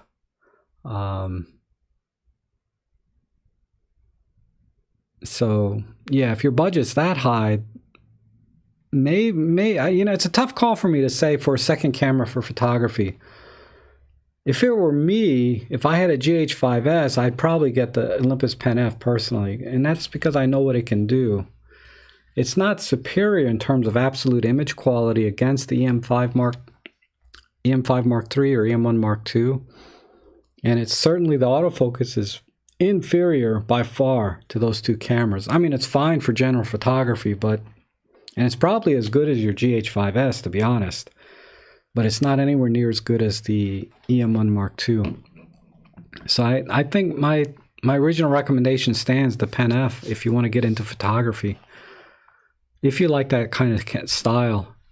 If you don't like this flip out screen, E-M10 Mark II or the GX85, still both excellent cameras.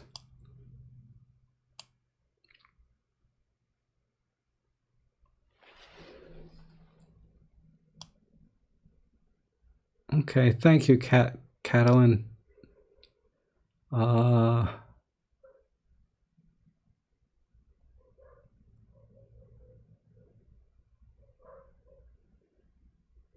In-body image stabilization will give you problems if you're panning follow fast aircraft. Aviation photography is one of my things. Oh, thank you, Rick. So my intuition was wrong about panning diagonally. Rick is an awesome photographer. He does a lot of professional work, I think, in the UK. More extreme photography, I thought, but apparently aircraft photography as well. And he's been very kind to me on my channel as well, and really giving a lot of great feedback. So if you ever see a comment from Rick Bear on one of my videos, always be sure to expand and read more, because he gives a lot of great information.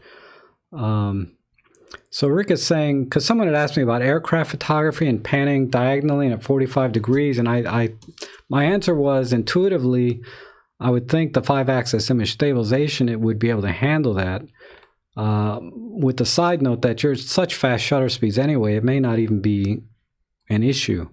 But Rick is saying it's best to turn the image stabilization off for aircraft photography if you're panning a lot. So if you're still here or you're watching this later, turn your IBIS off if you're doing aircraft photography and panning. So I appreciate that, Rick.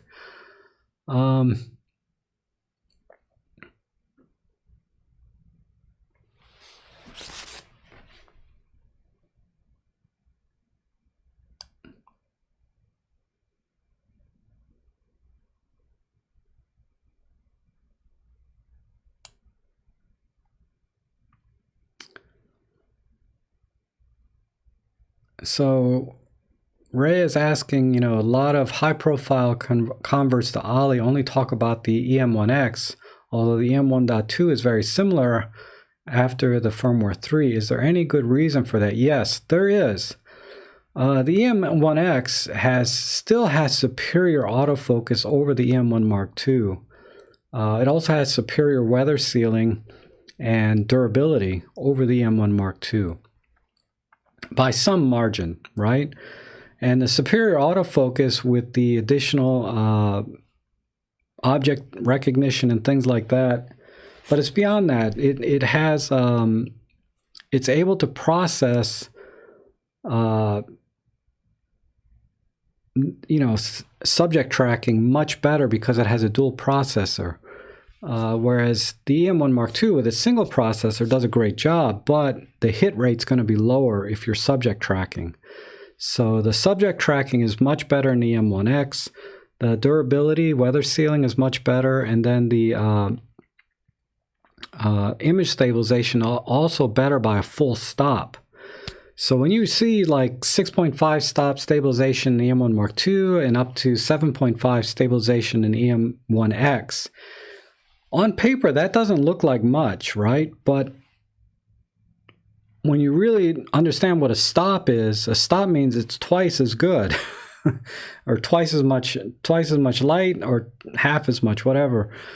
But it has to be, going a full stop in image stabilization is a big deal, especially from 6.5 to 7.5, because now you're, you know, that doubling of 6.5. So it's twice as good at image stabilization. So yeah, I understand why a lot of professionals are impressed by the M1X when they were not impressed maybe with the M1 Mark II, because that little bit of difference is, you know, when you put it all together, those subtle differences, better autofocus, better durability, better subject tracking, better image stabilization, you put all those things together, you know, the sum of those things add up to a superior camera. With the M1X for the professional. For the average consumer, it's just like, you know, I drive a little Mazda, you know, but if I drove a Ferrari, yeah, I might go a little faster, but I'll never really understand its potential relative to a professional driver, right? And that's kind of, I think, why you see the M1X, you know, people really raving about the M1X that convert to it. You know, there's always those guys like Frono's Photo who will never buy a Micro Four Thirds camera, and you know, and that's fine because he's very low tolerance for noise. But anyhow, that's my thoughts on why I think a lot of converts are not talking about the M1 Mark II so much.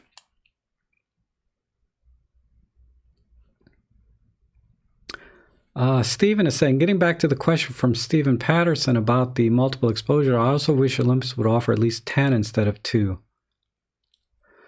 Yeah, I think I answered that. Basically, I don't think they'll do it in a firmware update. You'll have to do that workaround I talked about where you stack them individually on top of each other.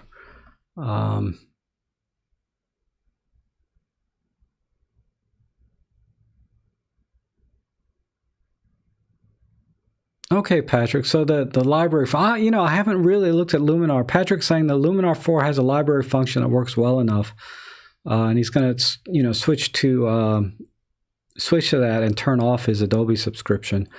Yeah, I haven't tried it in a year. I know they've advertised updates to their library module or data cataloging. It's not something I've explored since I kind of wrote it off a year ago. And And I'm not big into post-processing anyway, so all of the features that it has would be wasted on me anyway. I really just need, honestly, I just need Photoshop and Adobe Bridge if I really want to be super honest, and then Olympus Workspace.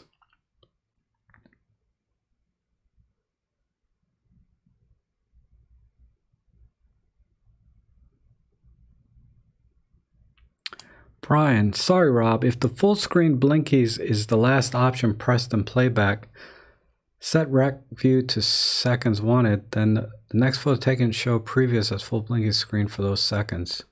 Oh, okay, good. Yeah, I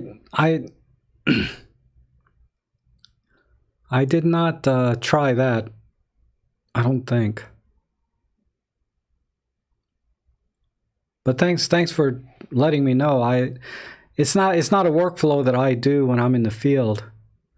And it's not that I'm right or wrong. It's just we just do things differently. You know, the little preview I get for the half second or 1 second is good enough for me. I'm not worried about the highlights and shadows after the picture's taken. I've always just pushed play if I wanted to see it. But that's because my brain is slow, right? The little half second or 1 second that the image review shows is not long enough for me to take in exactly where the highlights and shadows are blinking, because it'll stop and then I'll forget. So I have to go into the play menu if I really want to look at those things. But that's because my brain is slow.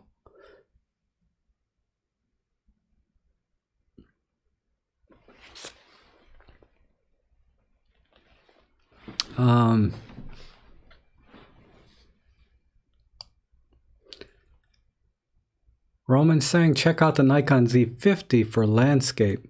Possibly. I mean, there's not a lot of lens selection there now.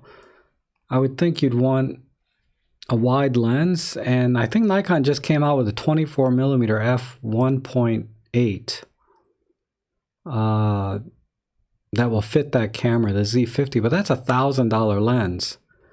And then you got $1,000 camera, so you're out $2,000 for landscape camera.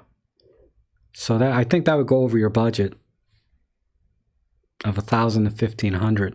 And also, I think Roman, he wanted to use his existing lens base, right?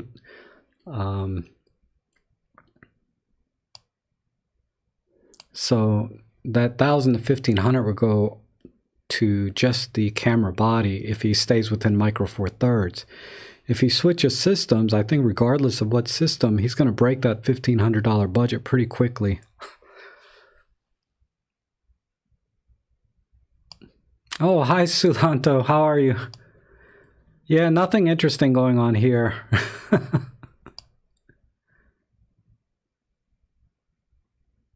And more feedback from Kostov about Luminar.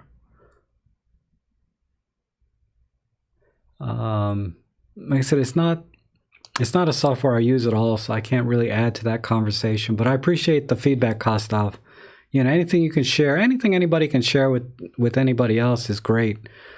I'm only human, right? I don't know it all.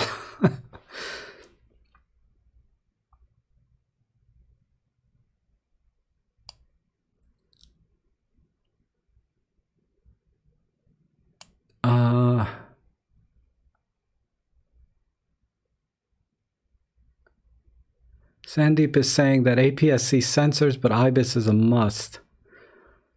Yeah, if IBIS is a must, man, that the Olympus is the best. So Sandeep, if you're looking for a camera with the best IBIS, Olympus is it. I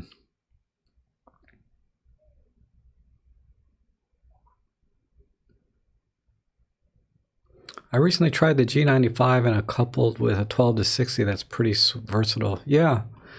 That's true. I'm not as familiar with the Panasonic lineup in terms of, pricing and value.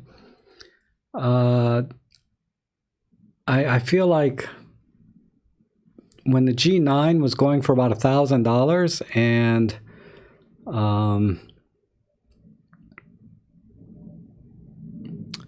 I don't know. The G9 might be a good option too if you can get it for less than an E-M1 Mark II.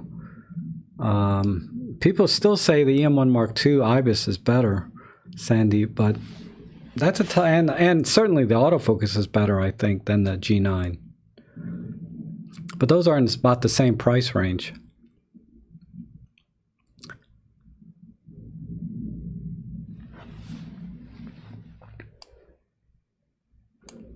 The E-M1 Mark II CAF and subject tracking is now exactly the same as the E-M1X after firmware 3.0. I think, okay, Robin, let me expand on that. I think the algorithm is exactly the same, the CAF and subject tracking. But I'm still pretty sure that because of the dual processing in the M1X, the subject tracking is superior. And I'm basing that off of an article I read by Mirrorless Rumors, where he tested the new E-M1X against the firmware 3.0 of the E-M1 Mark II. And he did subject tracking of some birds in flight. And he found like a 90% hit rate with the E-M1X and about a 70% hit rate with the E-M1 Mark II with the new firmware. And in that article, he attributed it to the more powerful dual processing units of the E-M1X. So yeah, I think your statement is true in the sense that the algorithm is probably the same, but ultimately the processor has to be able to keep up with the subject, right? In terms of speed, and the E-M1X is better. But again, I don't own an E-M1X. I think you do, so I can't tell you firsthand. I have to rely on others like yourself to tell me otherwise.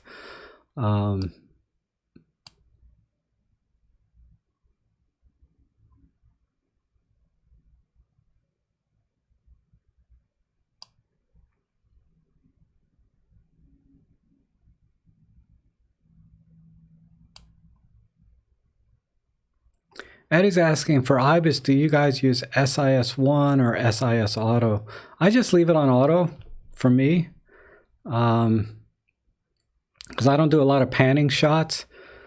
SIS1 is like, I think it's always on all the time, and SIS Auto is supposed to detect if you're panning in a certain direction and then adjust the IBIS based on the motion of the camera.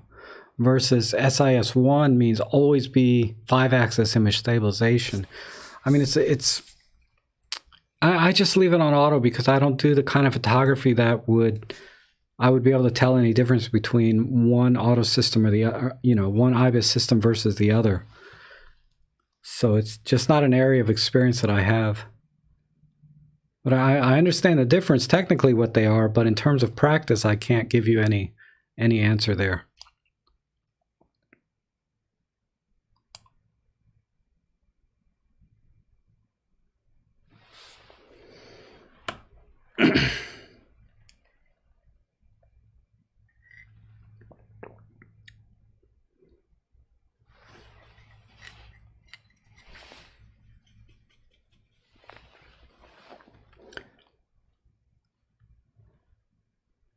Okay.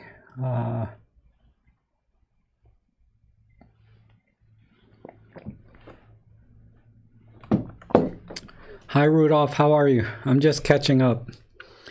But I love this. You guys are helping each other out. Ray, versus Sandeep's question, the G9 has 6.5 stops of IBIS and many Pana lenses have OIS. The only catch is I dislike the DFD, wobble, and CAF.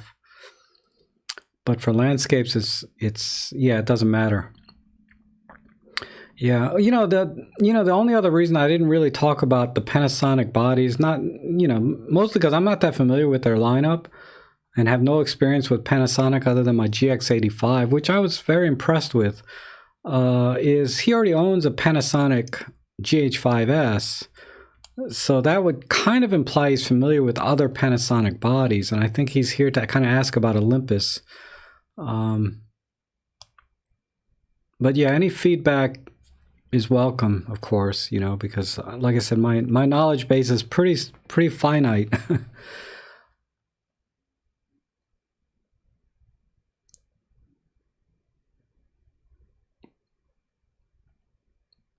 Okay.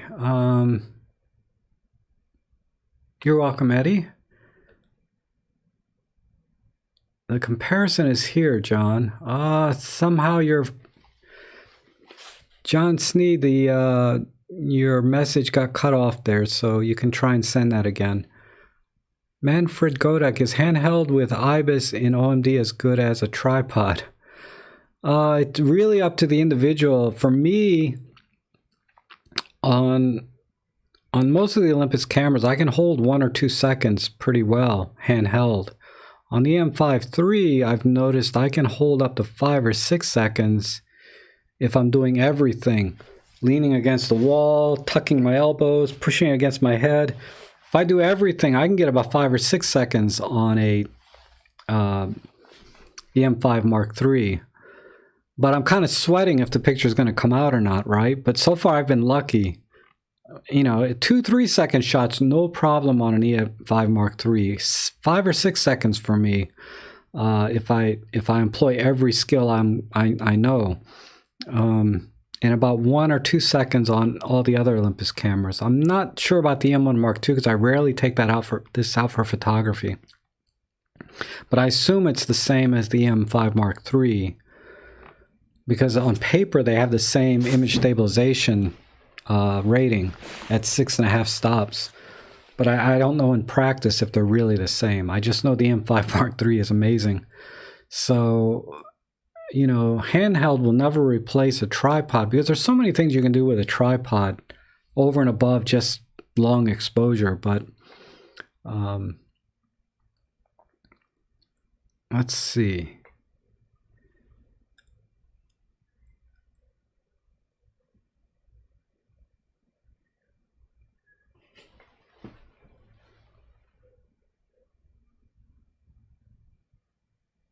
The G9 Dual IS has 6.5 stops, not the IBIS alone. Yes, that is true. I think it's 5.5 without a lens.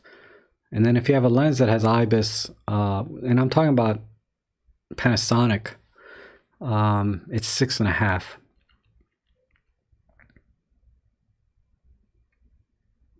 Wow, I'm all caught up. I can't believe it. Man, thanks everyone so far that's joined in. Salanto and Maddie. I'm sorry, Maddie and Robin. And this is a good intermission for me to talk about next week, Thursday. We're doing a collaborative live stream where I'm going to have Robin Wong, Maddie Salanto, and Peter Forsgaard, you know, on Skype, like live in chat, so that not like this. Right now they're just kind of hanging out in the chat room here, right? But I'm going to have them live on the screen where I'm going to do just a brief interview and then we'll go to an open Q&A that you can talk to them or chat with them directly and they can answer you in their own words, right? Because when you answer somebody in a chat room like by text, right? A lot of times the answer can be very incomplete, you know, because there's a lot of caveats to any message. Just like when someone says that it has 6.5 stops of image stabilization, well, if you expand on it, well, it's, yeah, if you combine the lens and the camera, then you get the 6.5. So, I mean, that's a simple example, but, you know, I'm sure you guys will ask much tougher questions than you ask me. I hope you do. Because the questions are really tough for me these days lately, man. These live streams are getting harder every week.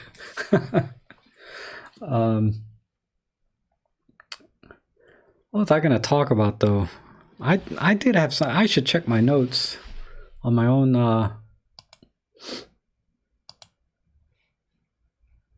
channel.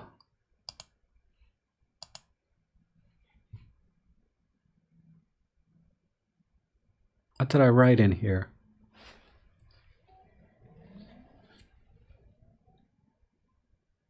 Oh, the E-M1 Mark III rumor. Banding issues I talked about. Anti-shock I talked about. I haven't talked about the E-M1 Mark III rumors. So yeah, there's rumors out now that, and I've already just like kind of poo-pooed on rumors, and now I'm going to talk about a rumor. I'm such a hypocrite, you know. But it's fun to talk about good rumors, happy rumors, right? Nobody likes to talk about the bad rumors, so I'm just going to talk about happy rumors. I'm happy to hear that the M1 Mark III is going to be announced in February. The rumor has it. I kind of got mixed feelings, right? The M1 Mark III, I feel like it might be too soon. I mean, I know it's been 3 years, right? It was announced, I think, in December, or released in December of 2016. So it's just a hair over 3 years since they've released the E-M1 Mark II. And the E-M1 Mark III has been rumored to come out or to be announced in February. And the rumored specs are, or the wish list is, pretty mundane, right? 24 megapixel sensor and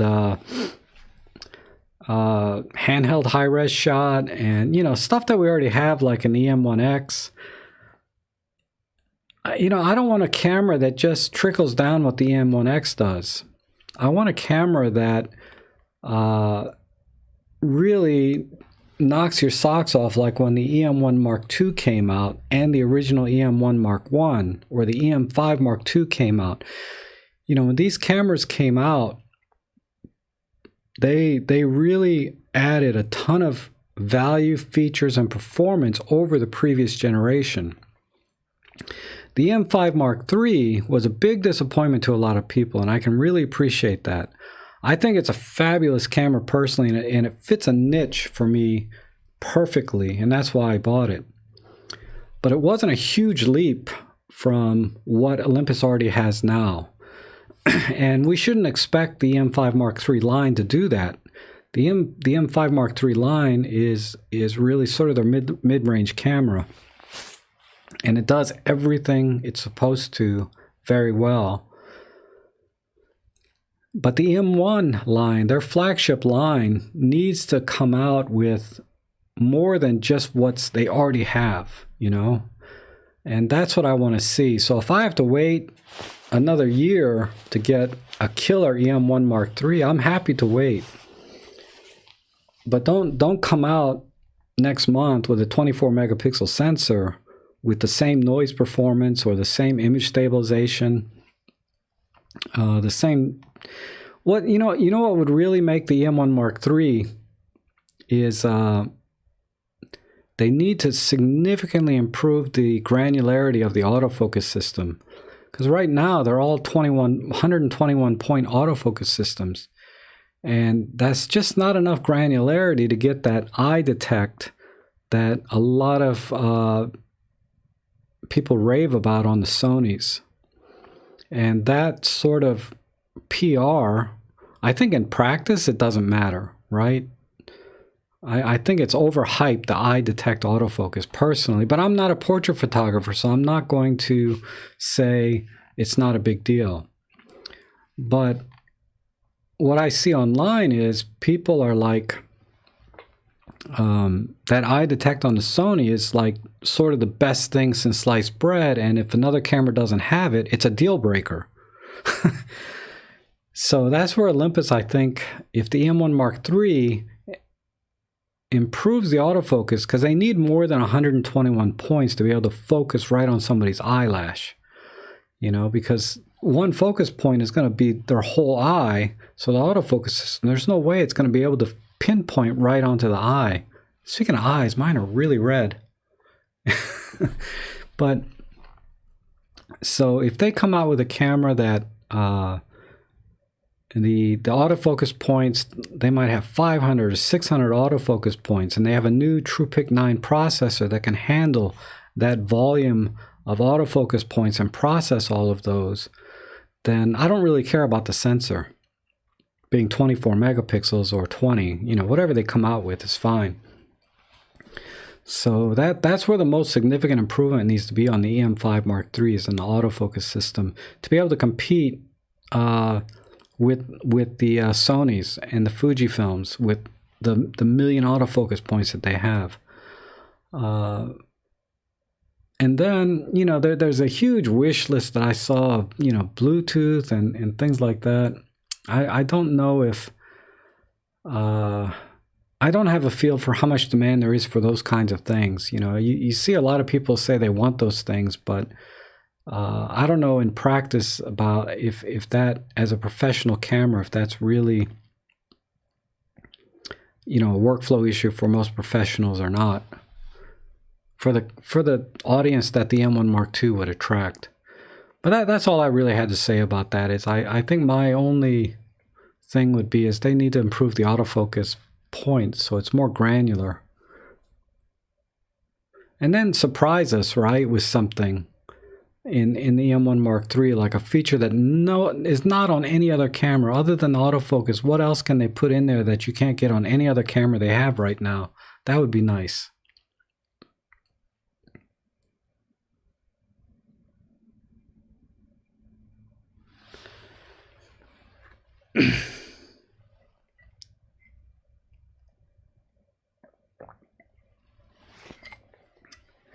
Okay.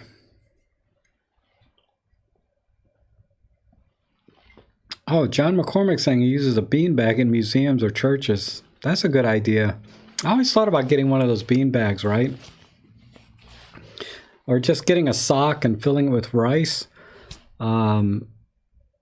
You know, if you until you can order like a proper camera beanbag. But I've seen people, they get a sock and they fill it with rice and they tie a knot and they just use that as a way to stabilize things. All right, Steve is asking, do you or anyone else have experience buying from KEH Camera? They have used lenses I like, but I just haven't heard anything. I do have experience. It's been about 3 years since I bought from them, but I've bought a lot of things from them. When I used to buy vintage lenses for my Nikon, meaning from the 70s and 80s, the manual focus stuff. And they were very good then, but that was 3+ years ago, maybe 4 years ago now. So I can't speak to any recent experience, but it was very good in the past.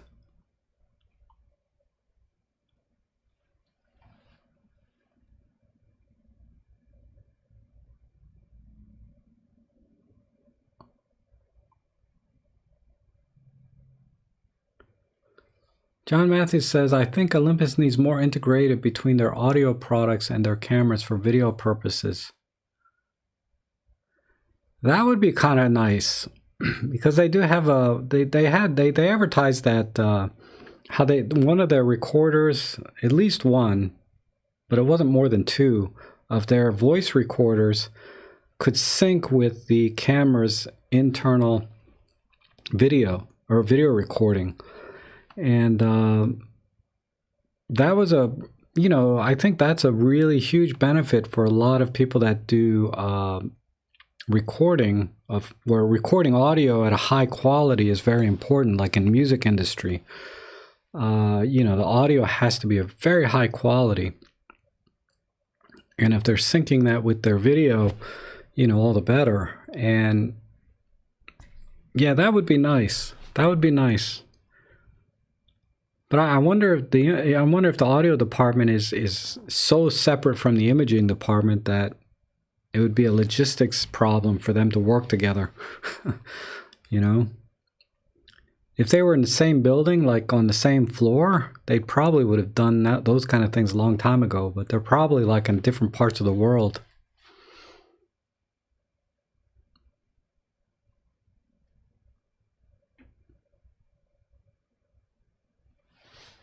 Yeah, John McCormick saying KEH is very reliable. That's good to know. Like I said, I've had good experience with them.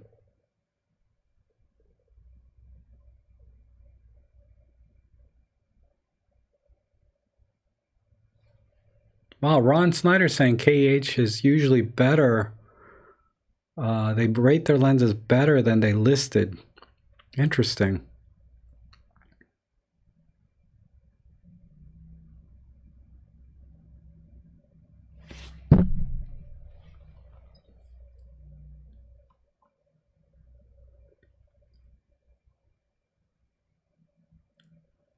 Will Olympus remove 30 minutes video limit? Plus, if they change the battery module to allow charging while the camera would be nice. Yeah, I bet that should be an easy thing now, because I think the 30-minute limit was some kind of tax thing, right?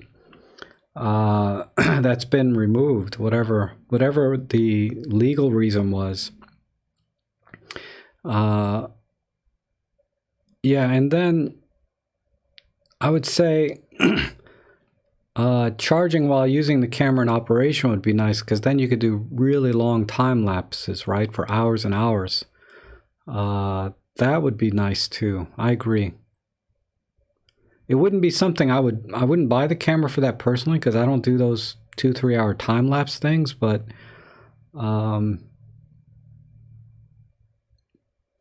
it'd certainly be a nice to have, in addition to getting rid of the 30-minute limit.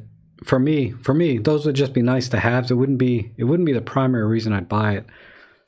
I'm not sure what would make me buy the E-M1 Mark III. I'd have to see it come out, because the cameras now are so good. I feel like, what could they possibly do to an E-M1 Mark III to make it even better than what they have now? Because if they come out with an E-M1 Mark III and it's just some iterative improvement, I'm going to be a little disappointed. I want to be wowed when the E-M1 Mark III comes out.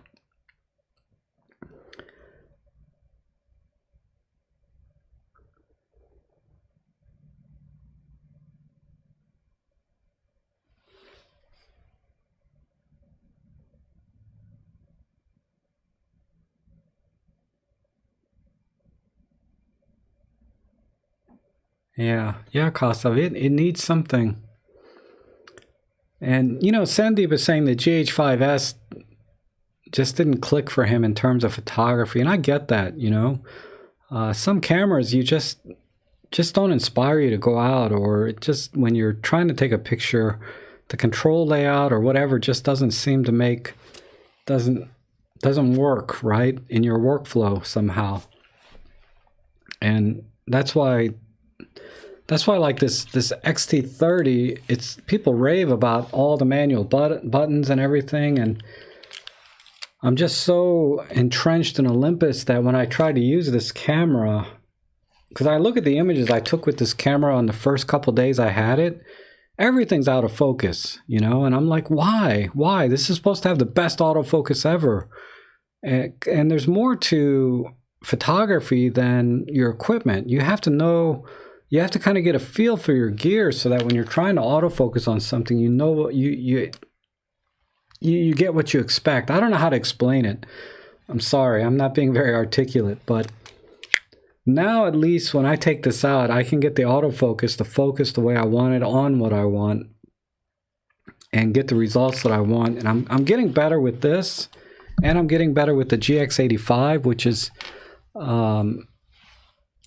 this camera, it really impressed me for its value now. Like I said, I paid $325 for this. And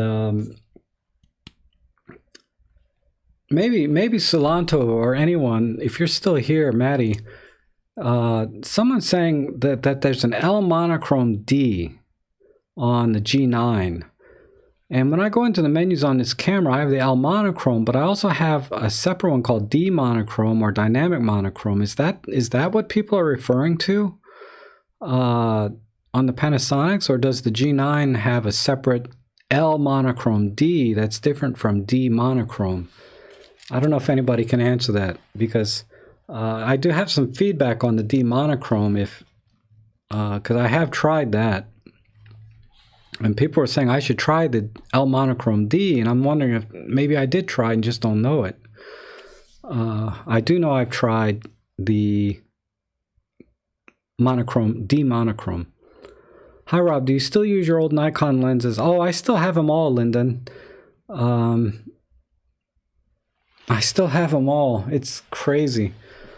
I did print out a list of things I want to sell.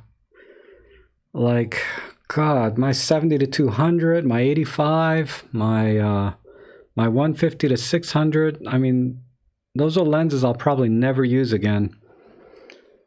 And the D750 itself, the body I'll probably keep and just use some of the vintage lenses on it time to time.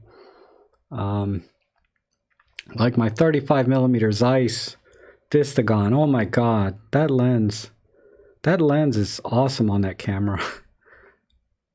It's really good on the Olympus cameras too, but it's so heavy. That thing weighs like, God, I think that lens weighs 600 or 700 grams by itself. So it's kind of awkward on our Olympus cameras.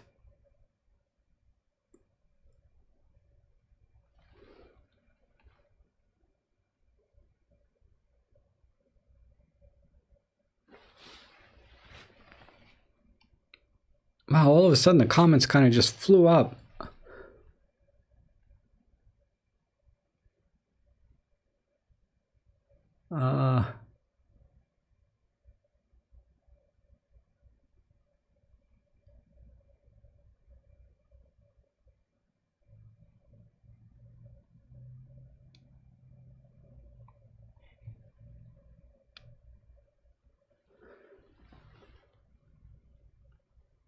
Tax in EU was going to be changed. Oh, Andre's saying it was going to be changed, that the EU tax for video cameras was going to be changed July 2019, but didn't find any info. It really has been. That would mean that the 30-minute could be removed. Yeah, I don't know. I mean, the 30-minute limit doesn't affect me too much in my work, but it does affect a lot of people that do different types of videography where they need to keep the camera on longer than 30 minutes.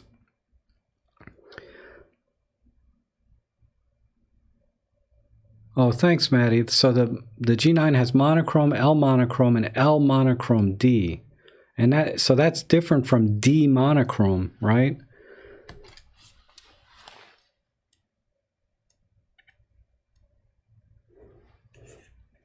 Because I have this setting.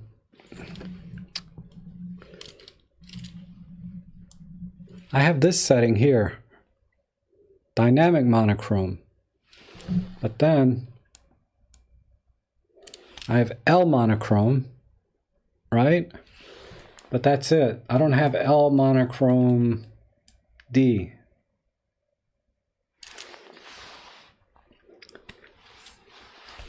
But the dynamic monochrome is very punchy, very similar to the Pen F monochrome profile number 2.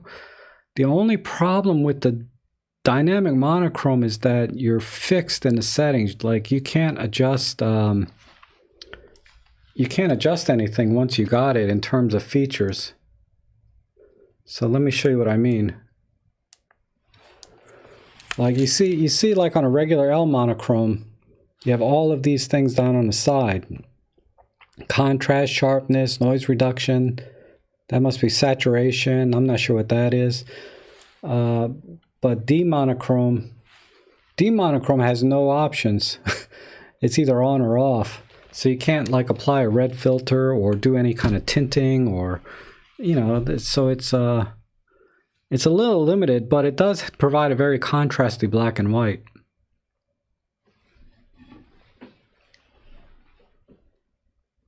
Oh, thanks, Ray. The bird in flight that I posted on my channel. Oh, it must be that geese, right? That geese flying. That was the E-M10 Mark II with the 40-150 kit lens. Yeah, when you have good light, man, you know, you can get some decent shots of almost anything on an E-M10 Mark II. And, well, the E-M10 Mark II will take decent shots no matter what. It's the lens. And, you know, you could see, I think I put the settings in there too, right? I was like at f5.6 or something, or f6, but I was still like 1/2000th of a second at ISO 200. I mean, it was very bright.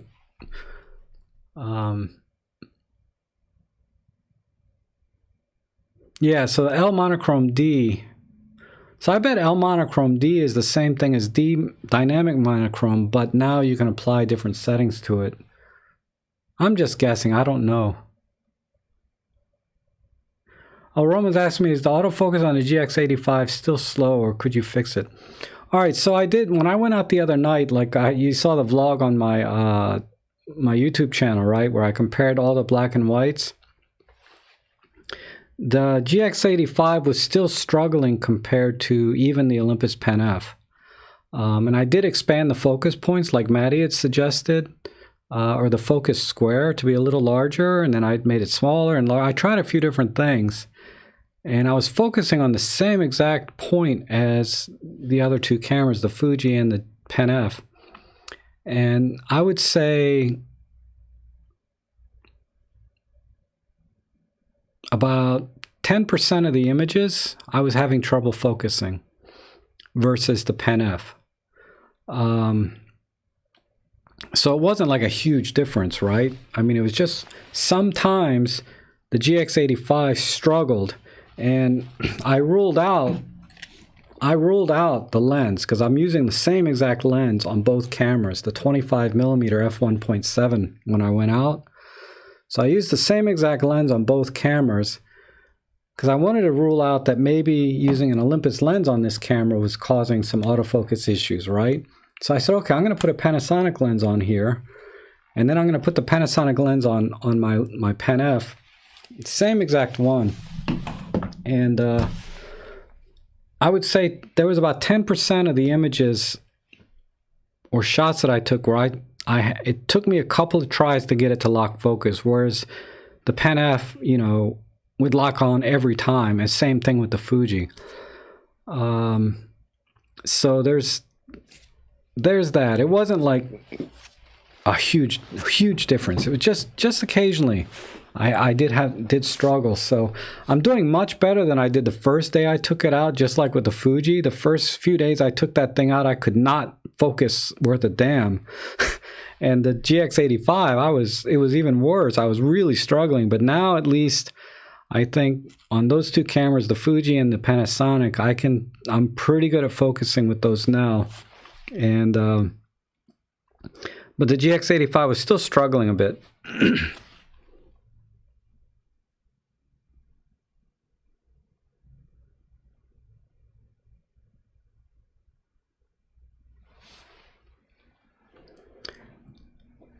Lauren saying the GX85 focuses fast. The camera in low light is not great anyway. Not the best night shooter by far. In proper light, it is fast. Yes, in the daytime, yeah, I haven't had any issues, but I haven't shot all these things side by side in the daytime. I would suspect, though, it was perfectly fine, but in that low light situation, I would say it was about 10% weaker than my other cameras. But in good light, I mean, I'm sure it's 100%.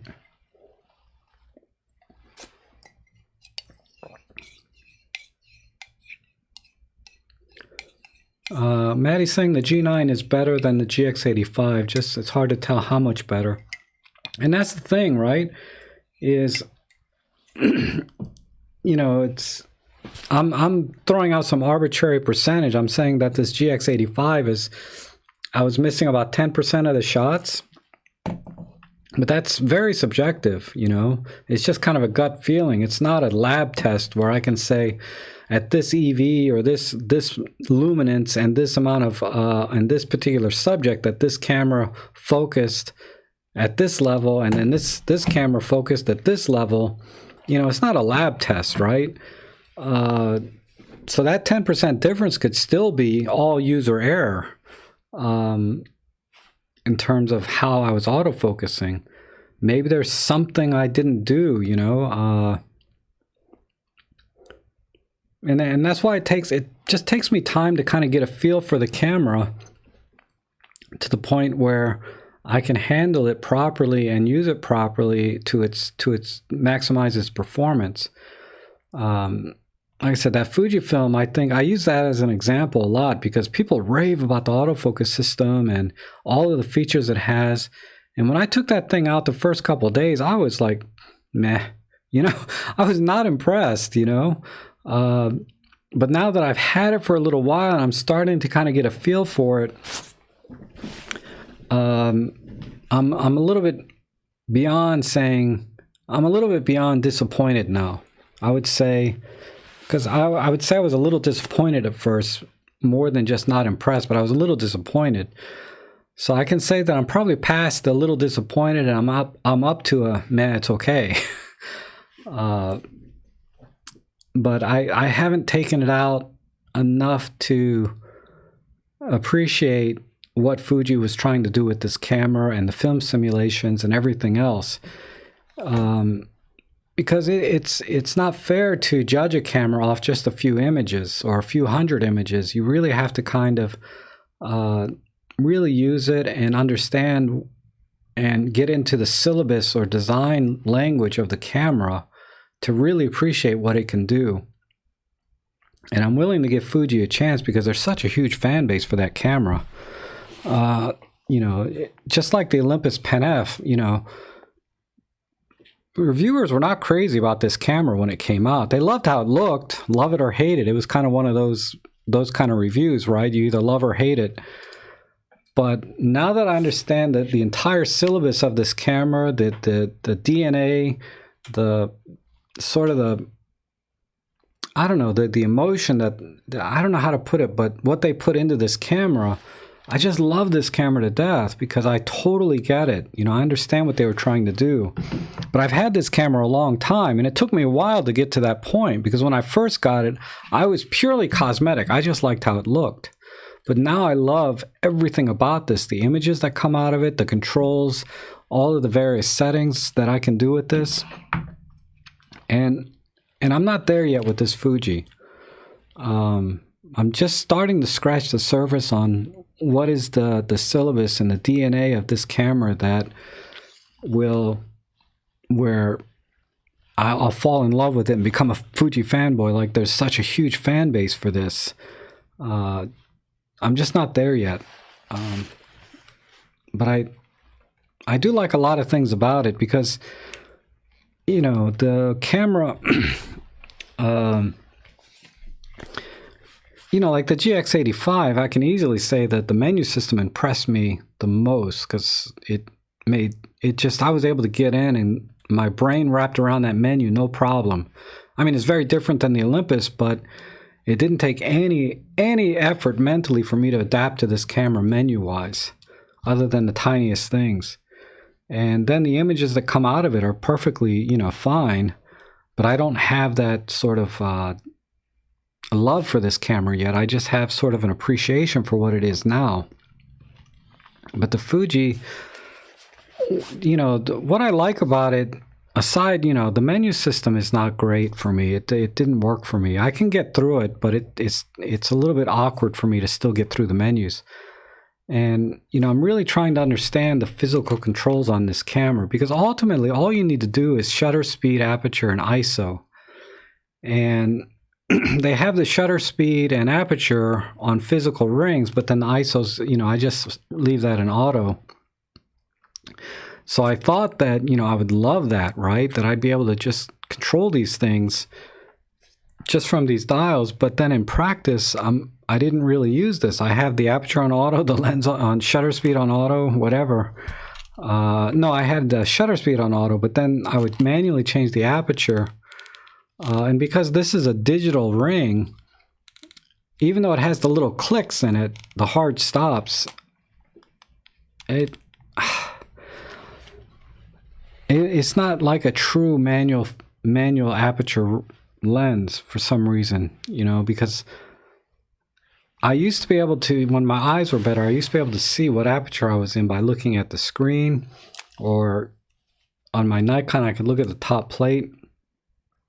But now that my eyes are bad, I can't just glance at the screen anymore and know what aperture I'm at. I have to bring it up to my eye, or I have to make a conscious effort now.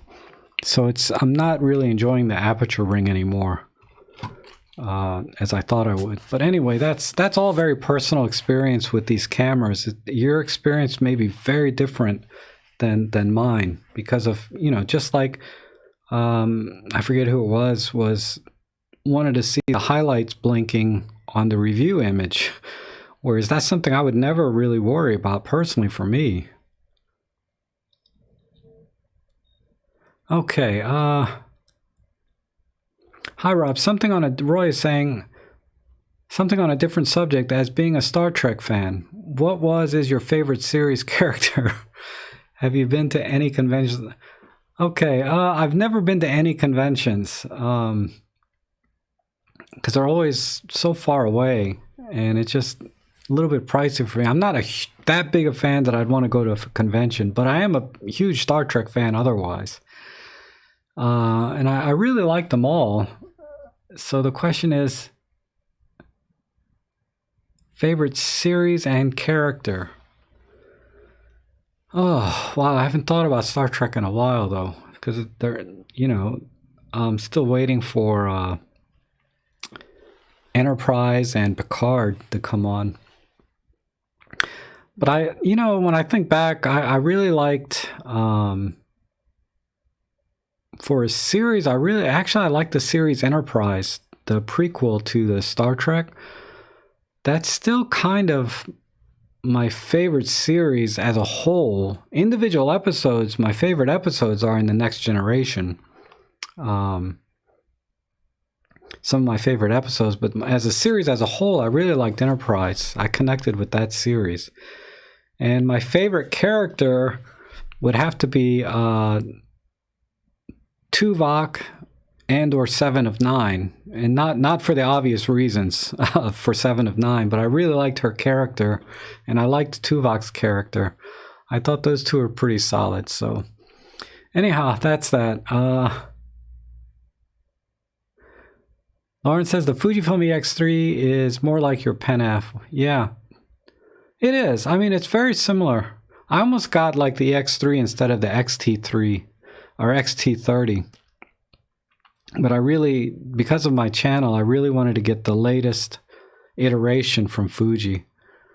But they had an XE3 with the 18 to 55 lens for like $799, which is a steal back then. I'm sure it's still a very good deal. But it had the XT2 technology in it. So I just said, I need to get the XT30, XT3 tech. Oh, hi, Lyndon. You're welcome. I'm glad somebody's learning something. I feel like I'm talking for like a couple hours, and then when I'm all done, I'm like, yeah, what did I really teach anybody? Anything new, you know? But I hope I do. I try.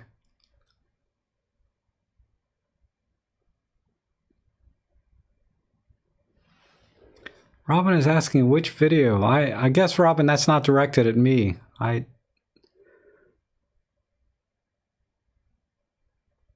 John Matthews, on the GX85, I found the back dial too difficult to turn. Also, there was very little thumb grip. Yeah, John, that's the only issue I have with the GX85 in terms of handling, is just how this rear dial is right here. God, it's so hard to see on this camera. There it is. That rear dial being right where my thumb goes, I'm bumping that constantly. But that's because it's the time of year. It's freaking cold, so my fingers are numb, and I'm wearing 2 layers of gloves, right? You know? So I'm really struggling with the very tiny wheel, because this wheel is tiny compared to the wheel on the Pen F or any other Olympus camera. That's a substantial difference in the wheels, right? So handling wise, I was struggling a little bit with this because the controls are tiny. But I've got this gloves on, and I've doubled it, right? I got my little knit glove inside, and then I've got this outer layer glove, and my fingers are numb underneath that. Maybe when I'm just holding it here in the room where I'm warm, no problem at all, But anyhow,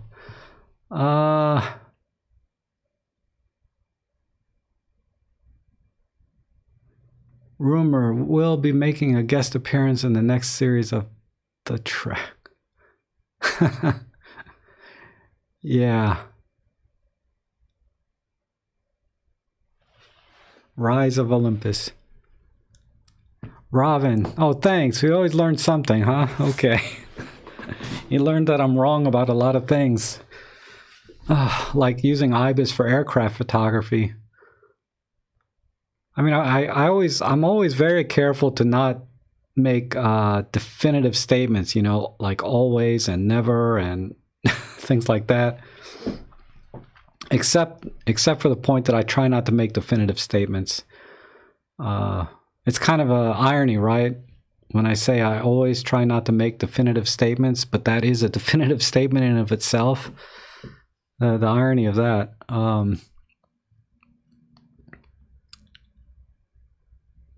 The new Z50 is going to be the best grip in small cameras. I love the D3500 grip, which is awesome.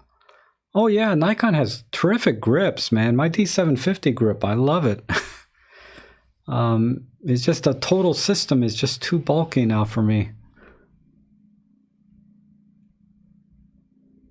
What's the rumor about the E-M1 Mark III? Oh, let me just show you the page. I'm going to show you how I search for this. So I just type in Olympus E-M1 Mark III rumor, just like you see there. And then I do this, tools, over here. And then over here, I change this from any time to the past 24 hours. So now I'm seeing all of the latest things, right? Within the last 24 hours, what are the rumors? And then here's one, rumor for daily camera news. And I just pull that up. And then I scroll down until I see, here's an article they just published within the last 24 hours. And voila. So this is dailycameranews.com. And, you know, the specs here that they have listed is just total BS. It just says, here are thoughts and expectations. So it's just their thoughts and expectations, kind of like what we just had that conversation, right? 24 megapixel sensor, 60 megapixel handheld high res, yada, yada, yada. Here, I'll expand it so you can kind of see it a little better. Basically, they're just stating the specs of the E-M1X sans the 24 megapixel sensor. Nothing there got me excited. You know, I was like, no, they need to do more than, it needs to be a leap. Just like the E-M1 Mark II was over the E-M1 Mark I.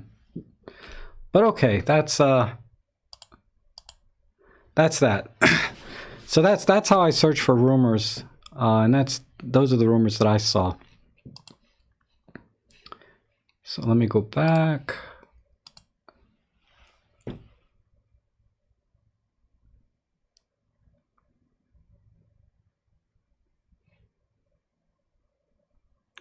Logan saying, tell me, Rob, I'm afraid that the EM53 is more plasticky than the Mark II. Can you tell me more about that?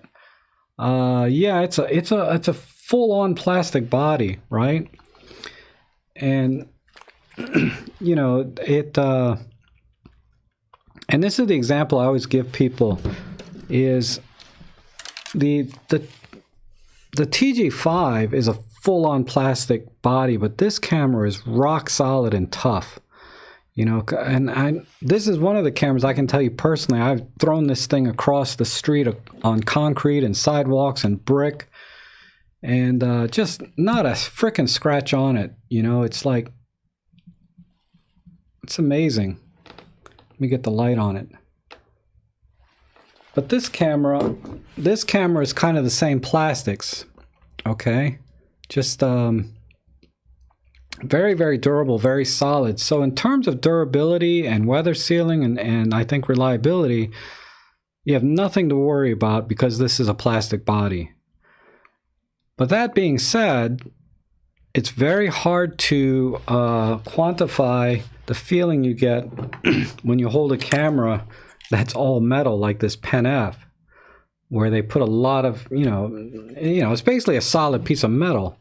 And just the weight from it is that you get from holding it. There's a certain satisfaction, right, from from this kind of camera, just like my E-M1 Mark II, which I have up on my desk here. You hold that camera, and yeah, around the metal, around the gripping thing is all rubberized. You don't really feel the metal, but you can feel the metal underneath it and around the shell, right? It just has that substantial feeling to it, or quality build feel to it. So that's something you can only decide for yourself if that's going to bother you or not. For me, this was a purpose. This was a, I should take all this tape off. Lauren keeps harassing me about the tape and my hat. It's okay, Lauren, I don't mind. But you're right, I should just take all the tape off my thing. So I'm going to do that for you right now, Lauren. Just for you. I'm still going to wear my hat, though. Lauren emails me a lot with some tips and relays his experience to me with street photography, and I appreciate that. And you know, gives me a lot of different references. Like he sent me a article on a review of this 12 to 32 lens.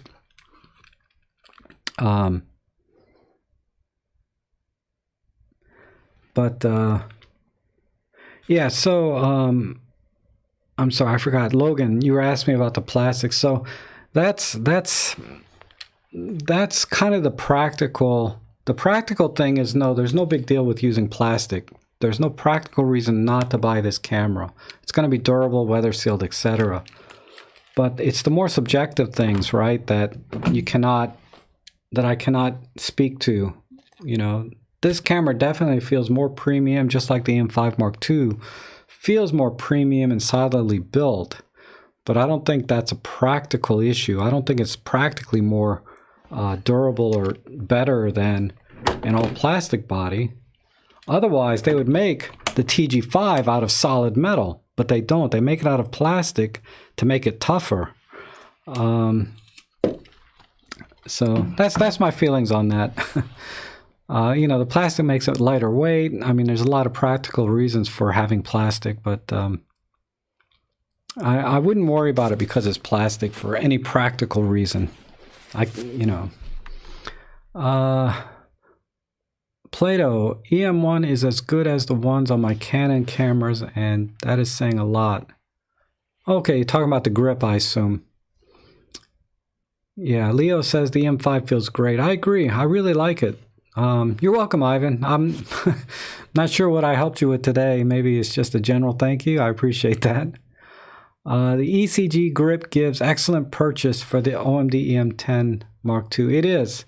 The only challenge I have with the Olympus original grips is they don't have Arca Swiss plates on the bottom, so it's a workflow issue for me because I use tripods a lot. So I like the third-party grips because they have, I can get ones with an Arca Swiss plate or an L bracket. Unfortunately, they don't sell this exact one anymore. This was made by iShoot for my EM10, but it has the L bracket, it has the Arca Swiss plate, it has the cutout for the thing, and it has a formed grip that conforms to the body very nicely. See that? It is so nice. And when I put this in my hand, my God, this is gold. I think the the original Olympus grip doesn't have this Arca Swiss plate on the bottom, which is that's a deal breaker for me. Same thing with the grip for the E-M5 Mark III. It does not have that Arca Swiss plate on the bottom, so I'm not going to buy it. If it did, I'd have it now, because I love the little button and dial on it, but that's not enough. Ray says, I agree with what you said earlier. The same thing happened about the Canon 7D3. Then we got the 90D. Okay, I can't even remember what that conversation was about. Oh, that you think it's too soon for the E-M1 Mark III. It might be too soon unless they got something up their sleeve. I'm just a little worried if that rumor's true, because those stupid specs on that rumor site, like I said, that's just pure conjecture.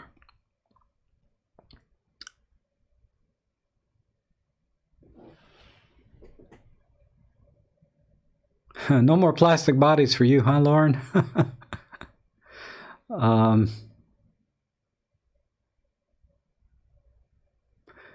The 1.2 is already too close to the M1X on most features. There's not much one could gain by adding something incremental to the 1.2. You're right. You're right, Ray. I agree. Why do I have black tape on the camera? That's what Lauren's been harassing me about. I really tried to make these cameras as mundane as possible, right? So when I go out in my street photography, the camera just looks cheap and not important.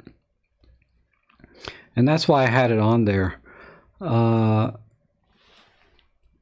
And in practice, it doesn't make any difference. When you're out doing street photography, people are going to see you, you know, with a camera, whether you got it taped up or not. So I kind of did it because I don't live in the best neighborhood. So I try to make the camera just look mundane, just to kind of deter. But like I said, it's all in my head. I don't think in real life it makes any difference. If somebody wants to steal your stuff, they're not looking at the brand name anyway. They're just stealing your stuff. And if you're taking pictures in public, you're not hiding the camera. People are going to see you. So it's best to kind of be out there.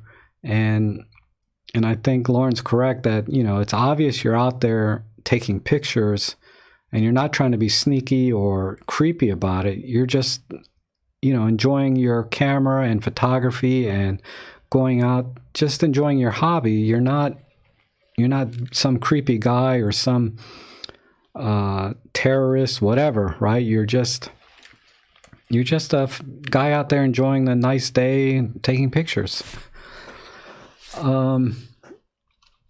Okay. But originally that's why I had the tape on there.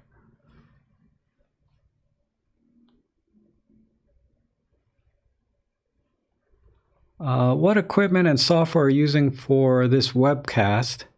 You can have your pic and computer page at the same time. What are you using? Oh, hey, Mike. Okay, Mike has asked me about I'm just using OBS Studio. It's a free software you can download. So just Google OBS Studio. There's another one called OBS Streamlabs. They have a free version, but it's one of those free versions where you're constantly trying to ignore the paid version. I don't know how to explain it, but you know how you get free stuff, but you have to ignore the constant paid version. You know, they keep pushing you to that, but OBS Studio, open software free, and then I just learned to use it. You know, like if nobody's mentioned about my new format here, where I don't have that giant gray bar from here down.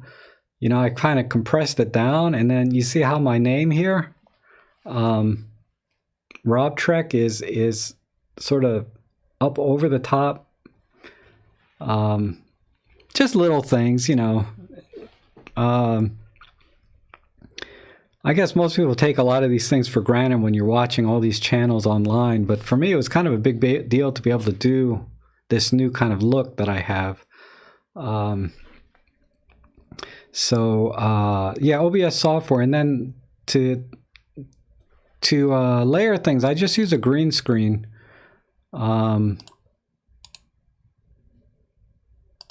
So if I turn my green screen off, you can see I just have this green blanket. I paid like $20 for this green thing. I need to iron it.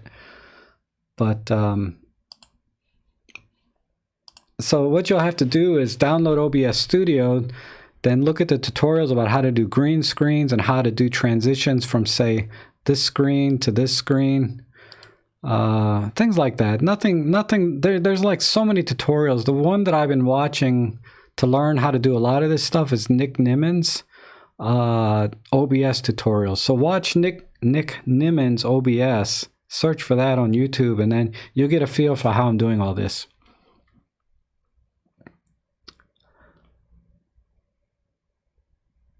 You're gonna work on the hat later.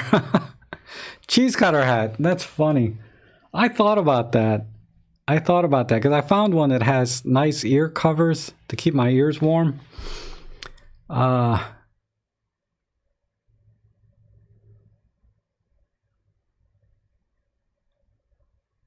Let's see. Hi, Jose. How are you? Logan has another question. What should the E-M1 Mark III is put the OLED high quality viewfinder? Oh yeah. Oh my God. If they have a nice high quality OLED, and that's where the TruePic 9 processor is going to really come in and make a difference, I think. It's going to be able to process a higher resolution display, and then if they put an OLED in there, that'll kind of bring it up to par with you know, what's out there now.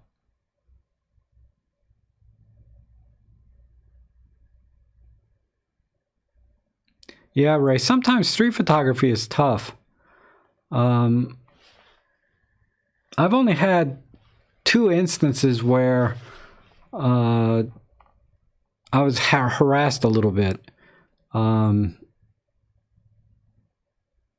but and unrightfully so, really. But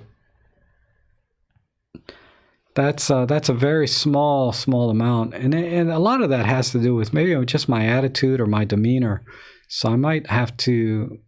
I just have to practice more, and then we'll see. I mean, I really like the street photography, the images, and sort of the being able to capture those moments in time that will never happen again of people and places.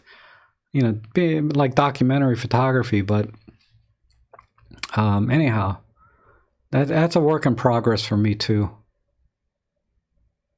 Would you say the E-M1 Mark II is a good all-around camera for most situations? Would you purchase on Amazon? Yeah, I mean, the E-M1 Mark II is a fabulous camera. You know, it's you know, according to Red 35, it's like at the end of life cycle because it's 3-4 years old now. But I don't see this camera.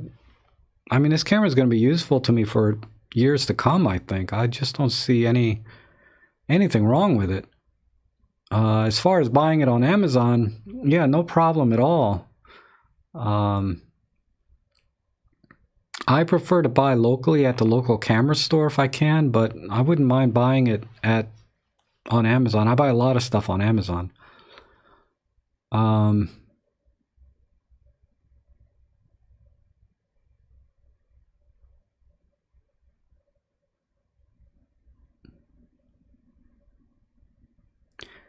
Plato, do you ever use the Ollie app to operate the shot? No, I never do. I just put it on 2-second delay or 12-second delay.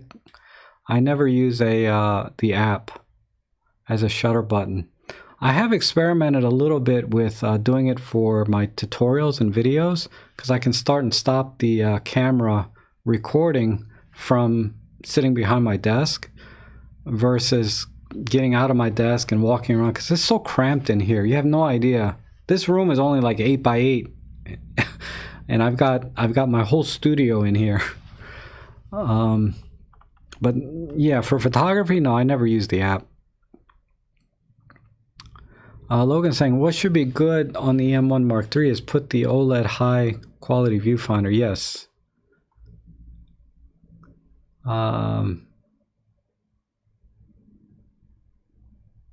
Arthur says, hey Arthur, how are you? I smile a lot. Yeah. It all has to do with your demeanor, right? If you're smiling and out having a good time, that rubs off on people, and they want what you got, right? If you're happy, they're like, man, that guy's happy. I want what he's got. I want to drink what he's drinking, you know. It's like that's and street photography's, I think, you know, just would be like that, you know. But Arthur, you know, I've been trying to order that shirt. That company, they will send it to Romania, but my credit card and PayPal will not let me buy it because it's being shipped overseas. So I'm struggling. I'm still trying. I'm going to try another credit card, or maybe call my credit card company and say, just authorize this. This is what I'm sending this to somebody. But whenever I do it online, it says PayPal won't, PayPal denied the transaction, or the credit card was declined, and I'm like, oh, and I can only assume it's because the billing address is different than the shipping address, but on top of that, the shipping address is in Romania. And I'm just struggling with paying for the shirt, although the company will ship it to you. I mean, they're charging me an arm and a leg to ship it, but anyway, I want to send you a t-shirt. Rick says, a professional photographer's trick for photography in places where people might object is fitting a big flash gun. If the flash didn't go off, you weren't... Oh, wow. If the flash didn't go off and you weren't looking through the viewfinder, no one pictures. That's an interesting tip. I like that. A little distraction, right? Sleight of hand type photography. Someone had suggested to me just wear the camera around my neck and then have a remote shutter button in your pocket, like a wireless shutter. In your pocket. You just have to get good at aiming with your chest, right? Pointing with your chest, and then use a radio trigger in your pocket. I thought that was a pretty good idea.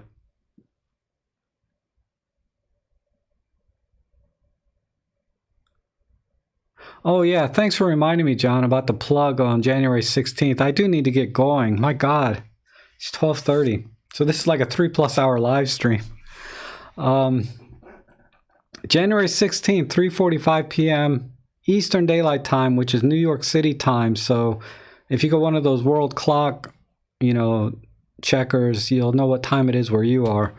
I'm going to be hosting a live stream with Robin Wong, Peter Forsgaard, and Maddie Solanto, where you'll get to be able to talk to them directly on the screen. So they'll be side by side with me on the screen. I can kind of preview it for you, I think. So I've got it set up right here. So we're gonna the four of us will be on the screen, and you guys can talk to them directly, and they can answer directly. So January 16th, and the live stream is up on my on my channel, that you can set a reminder to remind you when it's coming. And of course, subscribe, like, all of those good things. But definitely check out my channel and get the link for the live stream coming up on Thursday. And then also go and watch Robin, Peter's, and Maddie's channels for their content, and see if you have any questions from those as well. Because, this is a rare opportunity to be able to, because they hardly, I mean, Peter's live stream once in a blue moon, but they hardly ever live stream. So this will be a good opportunity to talk to them directly on the fly, right? So we're going to be putting them on the spot, because it's not that it's easy to get behind the camera and record something and upload it to YouTube, but it's very different to be interacting live with you guys like this, where you're pretty much just winging it, all the time.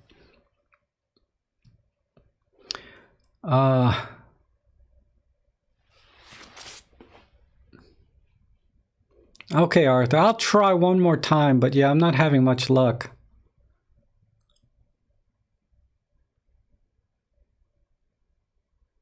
Okay, Robin, take care. Yeah, I need to wrap it up.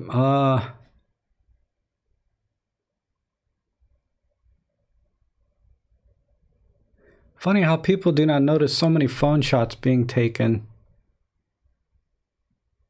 With the cell phone photography, it's not just like street photography where people are sort of indifferent, but it's also security, right? I mean, you go into a museum or a place and they'll be like, I'm sorry, no cameras. And they're like, well, there's like 10 people in front of me with cell phones. I mean, come on, it's like, it's unfortunate, the stigma that people have with cameras. There must have been some small window where these cameras, got demonized in the public eye in certain places, so that it's probably from the movies, right? Because you always watch these spy movies and detective movies, and they always got the camera, right? And they're not using it for happy thoughts. I don't know. Maybe that's why. So the public, But people that have cell phones, right? You see people with cell phones. Honestly, you don't see people with cell phones a lot in the movies, do you? Right? That's interesting. You ever notice that? Like, you watch a movie, how often do you see people with a cell phone? Not very often. Unless it's kind of a joke or a gag. But in real life, you walk around, man, everybody's got their freaking phone. And they're just like this all the time. But when you watch a movie, you never see a phone. And the only time you see a camera in the movie is the guy is doing something creepy with it or something bad with it, right? Like, anyhow, I'm just talking about nothing now. So, no camera conspiracy, Rob, for the live stream. I did reach out. Let me say this. I did reach out to other creators on YouTube by email, but I have not heard back from any of them. Because if things go well on Thursday, and I'm sure they will, but I also invited them to join us in the chat section, just right here along the side, to participate. So we'll see. We'll see who shows up. I sent out about 7 or 8 emails to different creators that I'm sure you know who they are, and we'll see if they join in or not. If not, it's okay.